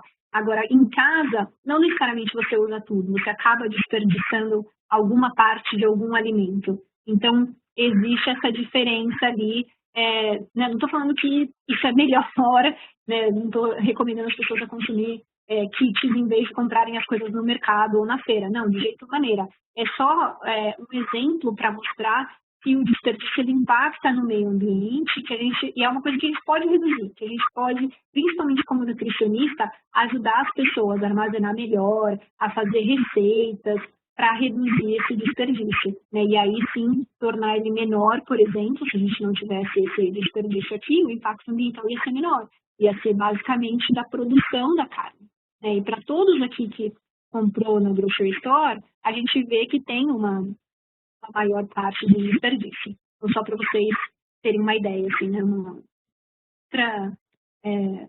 Uma coisa diferente sobre o assunto. E esse daqui é um gráfico que ele tenta resumir todas essas informações que a gente falou em relação a impacto no meio ambiente. Então, ele traz aqui gases de efeito estufa, uso de terra, uso de energia, potencial de acidificação e potencial de eutroficação. E aí, a gente olha os alimentos de origem vegetal em verdinho, o peixe em azul, os leites derivados de ovos em cinza, eu acho, e a carne em vermelho. A gente vê que, na grande maioria, a produção de carne, principalmente de carne bovina, ela acaba tendo um impacto bem maior no meio ambiente para todos esses indicadores. Isso vai variar do tipo de produção, se a produção é no Brasil, se a produção é nos Estados Unidos, varia. Mas a gente vê aqui uma tendência, né, uma mostra que, na média, a produção de carne ela é maior, né? A produção de carne ela tem um impacto maior no meio ambiente do que outros alimentos. Tem algumas pesquisas de como a gente pode mudar a produção de carne para reduzir o impacto ambiental. Sim, existe isso também. É algo bem interessante, né? Já que a carne é o maior contribuinte dos gases de efeito estufa, pensando na agropecuária, como que a gente reduz. Então, a Embrapa, por exemplo, já tem alguns estudos, né? A carne no Brasil, por ela ser de forma extensiva, ela também tem um menor impacto, mas como a gente tem um desmatamento muito grande, acaba subindo mais essa quantidade por quilo de carne produzida. Então, isso vai depender muito da região, do país, do mundo em que a gente estiver avaliando. Eu queria deixar de uma maneira geral, assim, que a carne ela tem um impacto maior no meio ambiente. E, então, pensando nisso tudo, a gente vai para a perguntinha aqui, qual das ações, vou colocar para vocês notarem.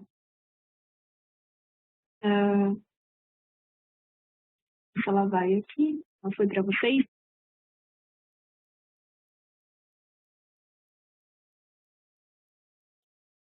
Não sei se ela foi. Acho que ela não está indo, né? Qual das ações abaixo? Então, a Karina está perguntando como responde. Eu estou tentando colocar ela aqui. Tentar de novo. Está tentando reconectar. Mas a pergunta é, né? Qual das ações abaixo você considera mais efetiva? Acho que agora foi. Qual das ações abaixo você considera mais efetiva para reduzir o impacto ambiental da alimentação? Reduzir a produção de carne bovina, evitar o desperdício, comprar alimentos produzidos localmente ou comprar alimentos sem embalagem. A gente tem algumas pessoas aqui que responderam. Que ainda está ganhando reduzir a produção de carne bovina e evitar o desperdício.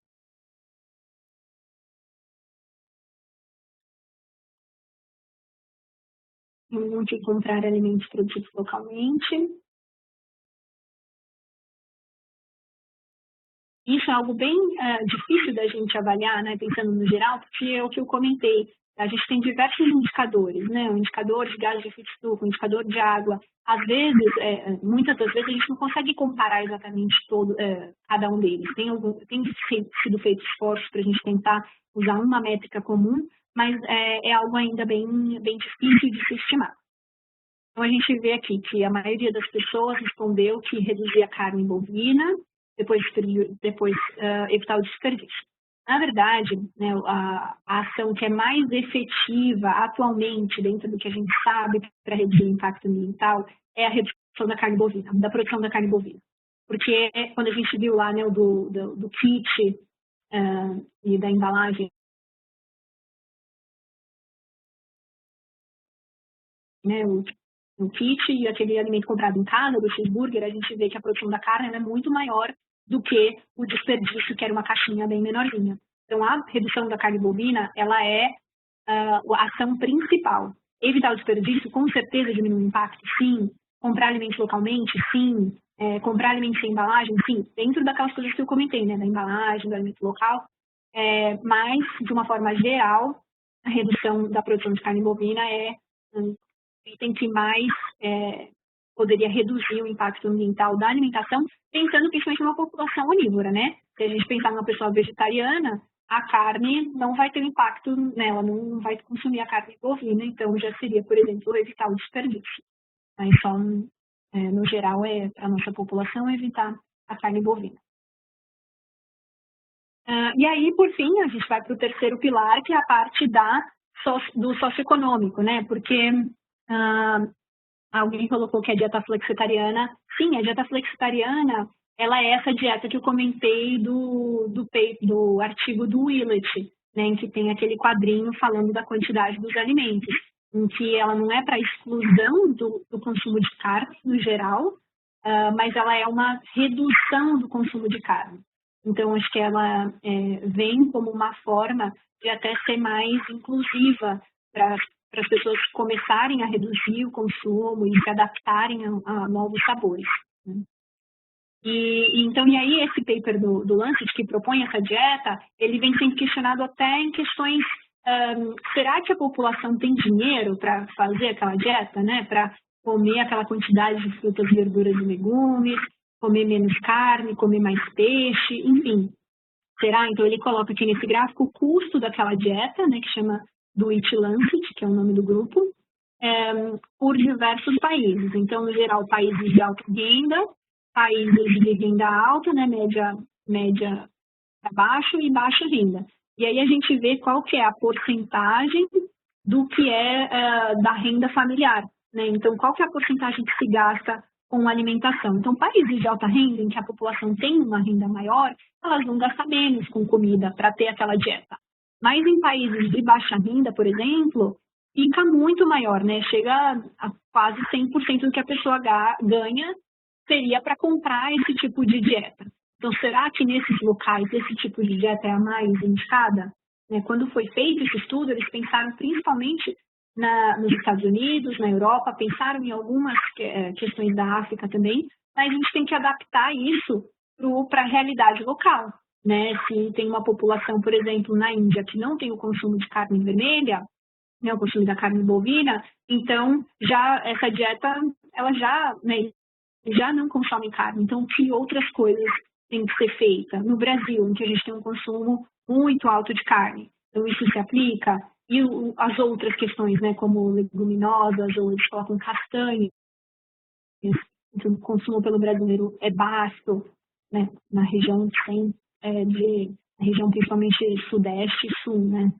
Enfim, então isso tem que ser adaptado um pouco também para questões culturais e sociais de cada país. Então, se a gente vê aqui América Latina, a gente vê que seria em torno de 30% da renda para comprar esse tipo de alimento, que é mais ou menos o que a gente tem hoje, né? Após 2017, saiu esses resultados, se eu não me engano, era 30% que o brasileiro gasta. Isso vai depender também da renda, né? Brasileiros com mais renda vai gastar menos, brasileiros com menos renda vão gastar mais gastar com alimentação. Só para vocês terem uma ideia, né, de que a gente não pode pegar uma alimentação padrão e falar essa é a alimentação perfeita para todo mundo e não pensar no contexto socioeconômico daquela pessoa ou daquela população. Então, vem sendo discutido isso, né? A segurança alimentar, o preço e o acesso a esses alimentos. Será que a gente tem quantidade de terra suficiente para produzir essa quantidade de frutas, verduras, legumes? Né? Alguns estudos falam que sim, alguns estudos questionam, principalmente da parte orgânica. Então, é algo que vem sendo debatido na literatura, como a gente pode fazer isso na realidade. Então, aqui eu trouxe só uma pesquisa da Kaizen de 2018 que chama de mapeamento de desertos alimentares no Brasil. E ele tem diversos gráficos que mostram, por exemplo, o número de estabelecimentos para aquisição de tipos de alimentos. Então, aqui eu trouxe de alimentos in natura. E aí, quanto mais escuro, mais locais a gente tem para venda desses produtos. Então, a gente vê na região sudeste, sul, na costa, a gente tem muito mais do que na região centro-oeste, na região norte, que tem muito menos estabelecimentos. É claro que essas regiões são menos povoadas, né, o que justifica um pouco, mas o acesso à alimentação em alguns locais fica mais prejudicado, principalmente em frutas, verduras e legumes. Então, a gente realmente tem que adaptar para cada região. E uma outra coisa que eu queria trazer para vocês é se vocês conhecem essa autora, ela chama Bee Wilson, ela publicou um livro ano passado que chama What We Eat Now, né? O que a gente come agora. E ela faz várias colocações sobre os sistemas alimentares, tanto do Brasil quanto do mundo. E aí, quando a gente fala, por exemplo, a gente tem que aumentar o consumo de frutas, verduras e legumes. E aí ela questiona, por exemplo, ela coloca, né, o exemplo da uva. E ela fala que a uva, como diversos outros alimentos, se tornou um desenho da engenharia para agradar o consumidor moderno. Então, a uva que a gente encontra hoje no mercado, ela não tem semente, ela é extremamente doce, né? Não é aquela uva que a gente encontrava, sei lá, 15 anos atrás, em que era uma uva com caroço, uma uva mais azedinha, porque as pessoas preferem a uva doce sem caroço. Então, a forma, a gente falar em só aumento de frutas, verduras e legumes, será que de fato é só isso, né? A gente pensar no sistema alimentar como um todo, no uso de sementes crioulas ou sementes modificadas, o tipo da variedade, isso tem um impacto, né? Nos estudos anteriores em que falavam de flavonoides, será que eram flavonoides dessas uvas docinhas ou não? Então, é algo só para vocês pensarem e terem em mente. E outro exemplo, eu vou aqui.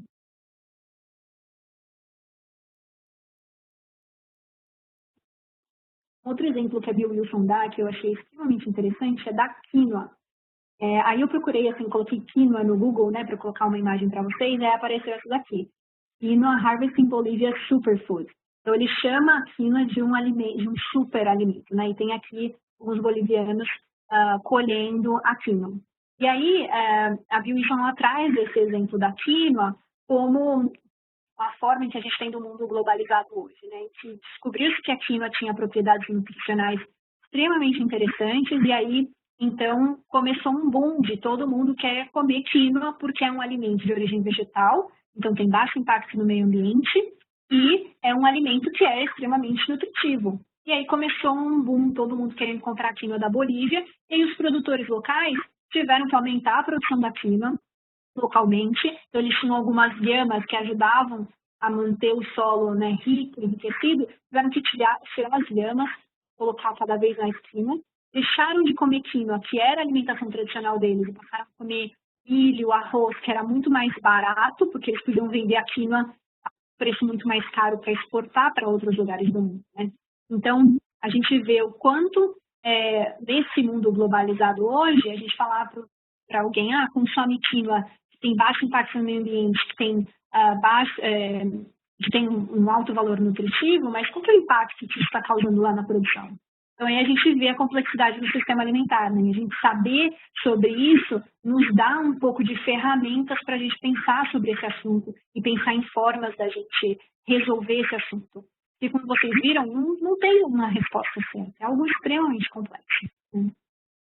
E a gente pensar também no próprio consumidor. Por exemplo, aqui é uma pesquisa da Fiesp em que fala que as pessoas responderam qual que é a principal dificuldade de se alimentar bem, de se alimentar corretamente. E aí tem, as pessoas falam que custa caro, as pessoas falam que não tem tempo, as pessoas falam que precisa comer nos horários corretos. Né? Então, a gente saber quais são as principais dificuldades para a nossa população é fundamental para a gente saber como a gente age em relação àquilo. Se está muito caro, o que está muito caro? Né? Eu pensando aqui que para classe baixa, 44% falou que era muito caro, né? E 24% da classe alta. Então, mesmo para a classe alta, acha que é muito caro comer bem.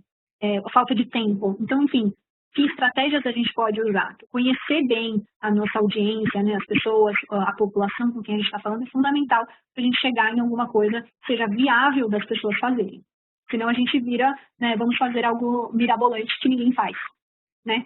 E por fim, a gente entra numa parte que fala sobre políticas e programas que pensam em alimentação sustentável em termos mais globais, né, em termos maiores. Então, a gente tem algumas políticas de incentivo para aquisição de frutas, verduras e legumes, como o PAA, a gente pode ter taxação de alimentos como refrigerantes no Chile, a gente pode ter incentivo a hortas comunitárias, por exemplo, em São Paulo a gente tem para hortas em escolas, a gente pode ter mais informações nas embalagens dos alimentos industrializados para o consumidor saber o que ele está comprando, a gente pode promover informação baseada em evidência, né, como por exemplo o Sustentária faz, estudar formas de produção de alimentos que gerem menos impacto no meio ambiente. Enfim, isso tudo tem políticas e programas que atuam nessa área para promover uma alimentação mais sustentável. E a gente tem desde os Objetivos do Desenvolvimento Sustentável, que eu comentei lá no comecinho da palestra para vocês em nível global, né, de todos os países. A gente tem em nível nacional o Guia Alimentar da População Brasileira, que trata sobre alimentação de uma maneira mais ampla também, não pensando em nutrientes, em alimentos, mas na alimentação como um todo, pensando na sustentabilidade da produção. A gente tem o Programa de Alimentação Escolar, o PNAE, em que também compra alimentos da agricultura familiar, né? Tem o PAA, o Programa de Aquisição de Alimentos, que também é nessa linha de aquisição de alimentos da agricultura familiar. A gente tem algumas coisas em menor escala, como, por exemplo, o Banco de Alimentos da Prefeitura de São Paulo. Eu acredito que cada cidade deva ter o seu banco de alimento. A gente tem, por exemplo, uma associação de restaurantes verdes, onde dentro de uma instituição são feitas ações para tornar a produção da alimentação coletiva mais sustentável. Eu coloquei aqui o exemplo do Papaya, não sei se vocês conhecem, é um grupo do pessoal do Rio Grande do Sul, em que eles desenvolveram um ticket de alimentação, né, um cartão de alimentação sustentável. Então, se vocês depois procurem no Instagram, eles têm essa iniciativa de ter esse ticket de alimentação pensando na sustentabilidade, para comprar direto do produtor ou de locais em que eles certifiquem que tem uma produção ou uma alimentação mais sustentável. Né? E mesmo o Sustentária, por exemplo, que também promove a alimentação sustentável através da produção de conteúdo, de cursos e materiais para a população. E aqui um outro exemplo dos Estados Unidos é um programa chamado Benefits of Change, em que eles tentam, nos restaurantes universitários de diversas universidades, trazer uma alimentação mais sustentável. Então, eles têm diversos princípios para compra de alimentos locais, para redução do consumo de carne, de ter um peixe produzido de forma mais sustentável, enfim, vários princípios, e aí vários restaurantes atuam da mesma forma, né, tentando produzir uma comida para os alunos mais sustentável. E o Sustentária, que eu comentei para vocês, que eu sou a coordenadora desse núcleo de extensão da USP, em que ele atua principalmente em 4 pilares, né, para a redução do consumo da carne vermelha e processada. Eu expliquei aqui para vocês o porquê, a redução do consumo de sal, gordura e açúcar, o incentivo do consumo de frutas, verduras e legumes, e o incentivo de consumo de produtos com baixo impacto ambiental. Então, tudo que o Sustentária faz são baseados nesses 4 pilares. Hoje em dia, a gente tem o Sustentária UFG, da Universidade Federal de Goiás, onde a professora Raquel Santiago embarcou nessa iniciativa aí para promover o Sustentária lá, com alunos da região, promovendo materiais pensando na região centro-oeste do país. né? E aí a gente tem diversos materiais. Sustentária tem canal no YouTube? Sim, tem um canal no YouTube. A gente tem poucos vídeos, mas a gente tem alguns vídeos, a gente vai tentar depois colocar essa apresentação lá também no canal do YouTube do Sustentária. A gente tem Instagram, Facebook e a gente tem um website. Aqui, então, por exemplo, a gente tem receitas, porque foi o que eu comentei, né? Não basta a gente falar para as pessoas consuma mais frutas, consuma mais legumes, se a gente não fala como ela pode fazer isso. Então, lá no site vocês podem encontrar várias receitas. A gente tem alguns livrinhos de receitas de acordo com a sazonalidade. A gente tem um livro de chá e um livro de uma oficina culinária que a gente fez no ano passado. Acho que alguns de vocês até devem ter participado dessa oficina culinária, que foi bem legal, com 5 culinaristas que ajudaram a gente a fazer essa oficina. A gente também tem diversos materiais educativos, né, que a gente publica nas redes sociais. A gente tem um boletim sustentário que vocês podem entrar no site, se cadastrar para receber as novidades todo mês. E esse aqui é o nosso site, né, sustentaria.com.br, e aí vocês encontram todas essas informações também. E um material que a gente produziu ano passado foi um manifesto sobre alimentação sustentável, vocês também podem encontrar no site, um download gratuito, que é o primeiro documento brasileiro em que fala especificamente sobre alimentação sustentável, o que é e como conseguir, né? Então, e a gente também tem revistas periódicas, essa é a última, que a gente lançou agora em março, sobre o ciclo de palestras que a gente fez ano passado. A próxima vai ser agora, começo de junho, a gente vai lançar uma sobre Covid e uma próxima em agosto sobre educação e sustentabilidade alimentar. Vocês podem ir lá no nosso site e baixar. E aí o que eu queria comentar com vocês, né, tentando finalizar, assim, é que a gente percebe que a alimentação sustentável, né, o rumo à alimentação sustentável é algo muito complexo, em que ela tem fatores intrapessoais, né, da pessoa saber, da pessoa querer, da motivação, fatores socioeconômicos que fazem com que ela possa ter essa alimentação, fatores interpessoais, como dependendo de onde ela está, disponibilidade, se ela tem algum suporte social para ela conseguir fazer essa alimentação, o tempo, né, a cultura do local, algumas ações também institucionais, então isso vai depender do local onde ela trabalha, ou se, por exemplo, é um estudante, se ele tem algum local onde tem uma alimentação disponível, de qualidade, se a pessoa vai comer fora, enfim, algumas relações institucionais e, por fim, algumas relações políticas, né, como a gente tem propaganda ou como a Anvisa, né, que tenta fazer a regulação de alimento, políticas públicas, do preço dos alimentos, subsídios, enfim, que é algo macro. Então, a gente vê que é algo muito complexo, e não é uma ação simples que vai resolver o problema, mas que cada ação conta, e que uma ação pessoal vai ter influência em todos os outros processos. Então, é algo importante para a gente saber. Toda ação conta, mas que ela não pode ser a única, que a gente tem que ter ações em todos os níveis para que, de fato, a gente tenha uma alimentação sustentável, a gente tenha segurança alimentar e nutricional para todas as pessoas, né? Então, é isso daqui, que não necessariamente tem uma recomendação única, como, por exemplo, lá do Eat Lancet que eu mostrei. Não tem uma recomendação única de alimento e de forma de produção, de venda, de descarte, que sirva para todo mundo, né? A gente tem que pensar em soluções de acordo com a realidade local, a economia local, com a cultura, com o clima, com a política daquele local, né? E aí, então, pensando nisso tudo, eu queria que vocês, deixa eu colocar aqui a pergunta.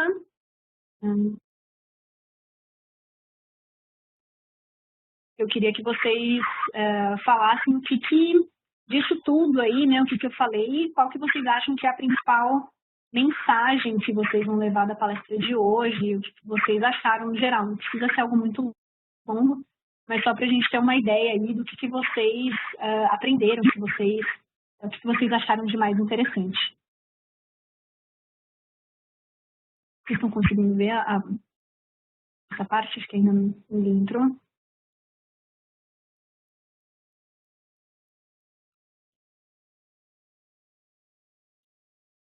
Aqui. sustentabilidade vai muito além do que imaginamos, sim. Relativizar, com certeza, o impacto do consumo da carne. Muito obrigada. É muito difícil saber com certeza o impacto de cada aspecto da alimentação. Muito conhecimento, que tenha sempre essas palestras online. Pensar no alimento desde a produção até o consumo, diminuir o desperdício, consciência alimentar holística, a importância dos alimentos in natura, sustentabilidade muito além de evitar o consumo de determinados alimentos, analisar a alimentação de forma harmônica entre social, ambiental e saúde de uma forma geral. Achei muito legal isso, exatamente, né? A gente não pensar só naquilo que está no prato, mas em todo o processo, que aquilo impacta no meio ambiente, nos aspectos sociais e de saúde. Legal.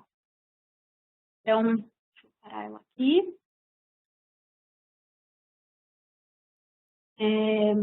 E aí, o que eu queria mostrar para vocês, alguns recursos, né, para se vocês gostaram, então, do tema, acharam interessante, para vocês procurarem um pouco mais. Tem esse curso da Telesaúde do Rio Grande do Sul, que eu comentei, sobre saúde planetária, são vários módulos. Tem um módulo de alimentação e saúde planetária. Eu fui uma das autoras desse módulo, está bem legal. Ainda por enquanto a gente tem, acho que até o módulo 3 disponível, a cada semana eles vão lançando um módulo novo. É um curso totalmente gratuito, depois no final vocês recebem um certificado. Então, printem na tela, procurem esse curso. Eu estou fazendo o curso e está super incrível. Vocês viram as fotos que eu coloquei lá no começo, é bem legal. Alguns outros recursos que eu queria falar para vocês, se vocês não conhecem, o livro do Michael Pollan, O Dilema do Onívoro, é um livro já antiguinho, né, mas o Michael Pollan ele tem vários livros nessa área de sistemas alimentares e são bem interessantes, eu acho que vale a pena ler para ver esse outro lado do sistema alimentar. Esse daqui é o livro que eu comentei da Bill Wilson, que eu acredito que só tenha em inglês, eu procurei para ver a capa em português, eu não achei, mas vale a pena seguir, porque é bem interessante, um dos melhores livros que eu li recentemente, então, bem legal, The Way We Eat Now. E aquele documento do Lancet, que eu falei, né, Alimento, Planeta e Saúde, é também um documento extremamente importante nessa área de alimentação e sustentabilidade. Em todo lugar que vocês forem, eles vão te perguntar, você viu o documento do Lancet? É esse documento, é super importante. Aqui também alguns documentos do Sustentária, né, então a gente tem um livro que conta um pouco a nossa história, a gente tem o manifesto que eu comentei para vocês, a gente tem o YouTube com alguns vídeos, não tem muitos, mas estamos produzindo. Hoje a gente tem 40 membros voluntários que participam do Sustentária em São Paulo. A gente tem alguns também membros lá em Goiás, desenvolvendo todos esses materiais super bonitos. Eu até agradeço a participação do pessoal que está aqui acompanhando essa palestra, que eles são muito maravilhosos e ajudam a gente bastante a desenvolver todos esses materiais. E a última que eu vou falar para vocês são perguntinhas rapidinhas só para vocês preencherem o que vocês acharam da palestra, se vocês gostaram, se vocês não gostaram. E se vocês tiverem, eu vou deixar aberta essa poll para vocês preencherem, né? E se vocês tiverem alguma dúvida, quiserem abrir o microfone e tal, vocês podem ir me perguntando. Deixa eu ver se ele deixa, e até ele vai demorar não vai deixar eu voltar para os slides, mas enfim, eu gostaria muito de agradecer pelo convite da Thaís, assim, acho que cumprir o prazo aqui, né, quase 2 horas, e queria me colocar à disposição, Sustentária, né, para todos os materiais que a gente tem também, e agradecer a Universidade de São Paulo, a Universidade de Michigan, o GEAS, que é o grupo de pesquisa da professora Dirce, que é vinculado ao Sustentária. A gente tem também o Facebook do Sustentária, o Instagram do Sustentária, onde a gente está fazendo lives toda semana, todas as quintas-feiras, às 5 da tarde, ou então antes daqui. Vocês entrem lá no Instagram do Sustentária, às 5 da tarde, cada semana é um assunto diferente. Hoje foi sobre a nova nutrição, né, pensar em nutrição de uma maneira holística. Semana que vem a gente vai falar sobre como reduzir o consumo de carne. Vai ser eu e a Natália Uticava, que trabalha com nutrição vegetariana, então a gente vai discutir um pouco sobre isso. Cada semana é um tema diferente, a gente está colocando diversos materiais, tem um grupo de receitas incríveis que está desenvolvendo várias receitas, revistas, enfim, materiais, está bem legal, aproveitem. E E acho que é isso. Vou ver se eu consigo aqui. Queria agradecer e ver se vocês têm alguma pergunta, alguma... Se eu não consigo sair daqui, será que...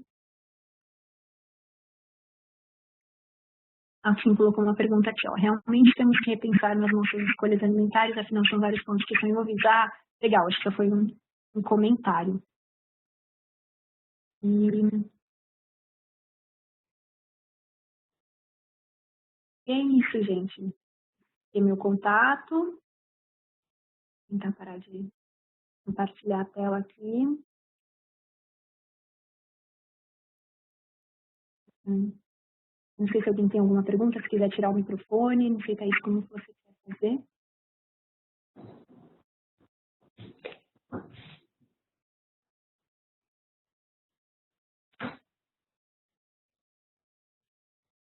Acho que agora entrou meu áudio, né? Eu acho que se o pessoal quiser falar pelo microfone, fazer as perguntas, ou utilizar o bate-papo mesmo também, né? Agora, como não está mais compartilhando, acho que fica um pouquinho mais fácil, né, para utilizar o bate-papo. Já agradecendo também a...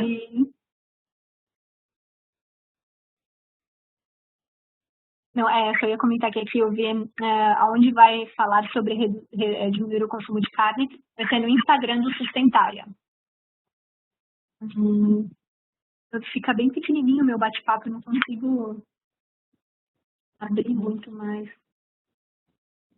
Ele fica bem no cantinho mesmo, não...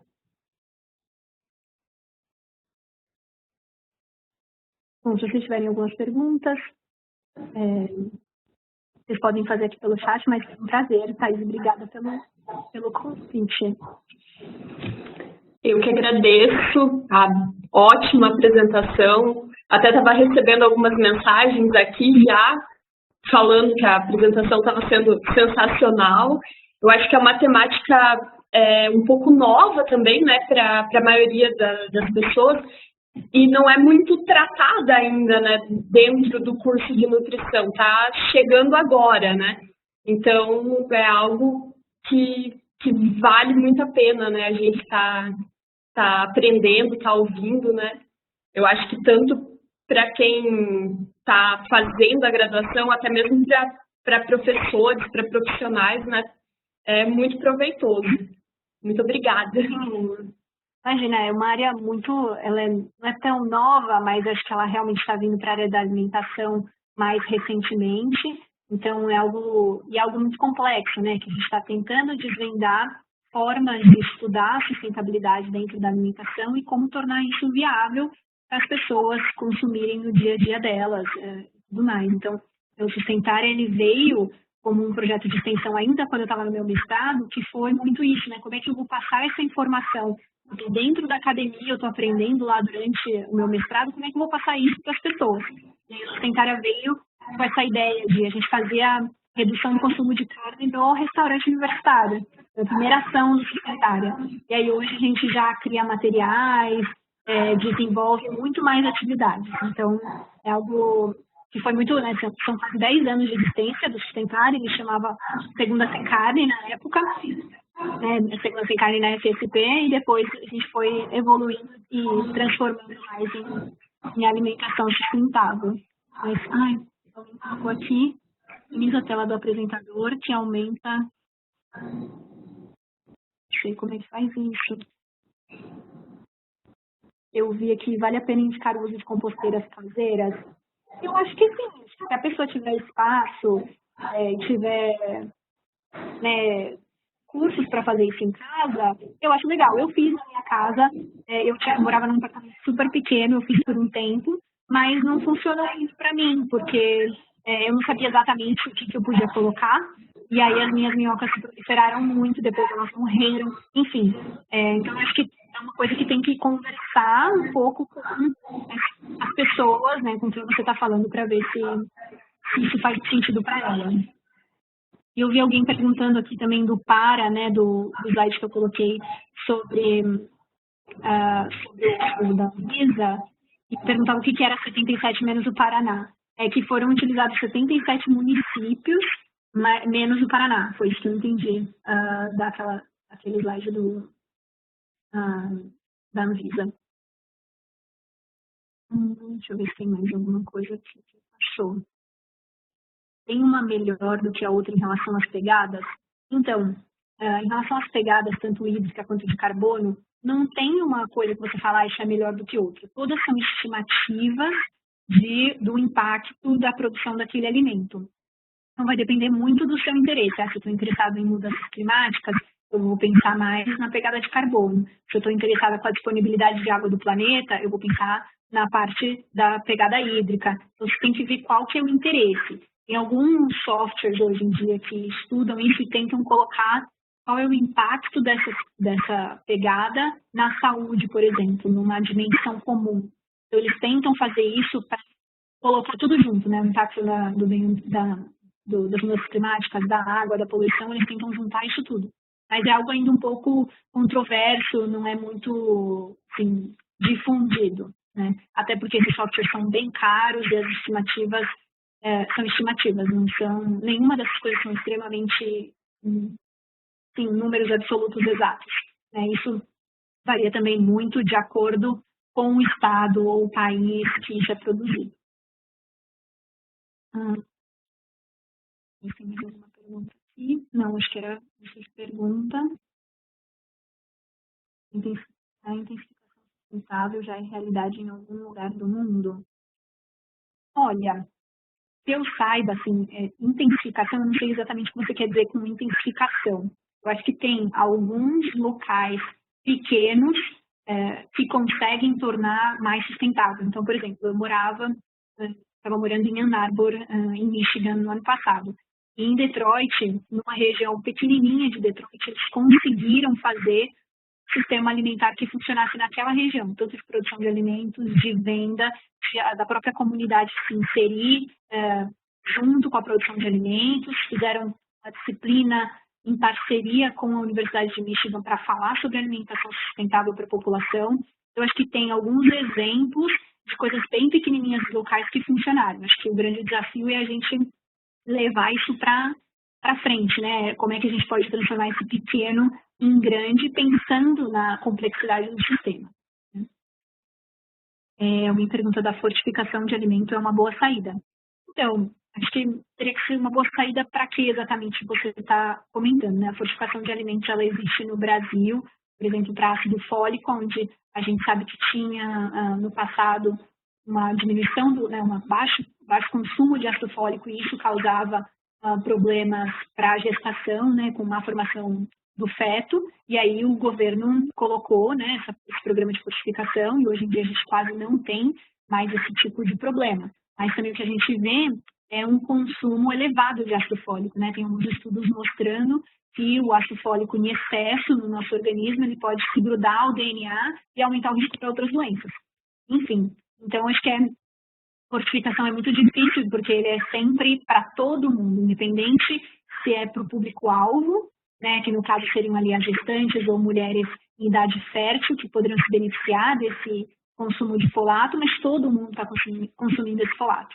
Então, fortificação acho que tem que ser bem estudada e tem que ser avaliada, né? Por exemplo, a do iodo no sal também, que foi uma fortificação de sucesso, e tem que ser fiscalizada para a gente ver se de fato aquela quantidade está sendo colocada e se está fazendo um efeito na saúde da população. Em algumas ações hoje em dia da Embrapa não é biofortificação, acho que o nome, eles tentam colocar a variedade genética do alimento que já tem uma quantidade maior de vitaminas e minerais. Isso também vem sendo estudado. Deixa eu ver se tem mais alguma aqui.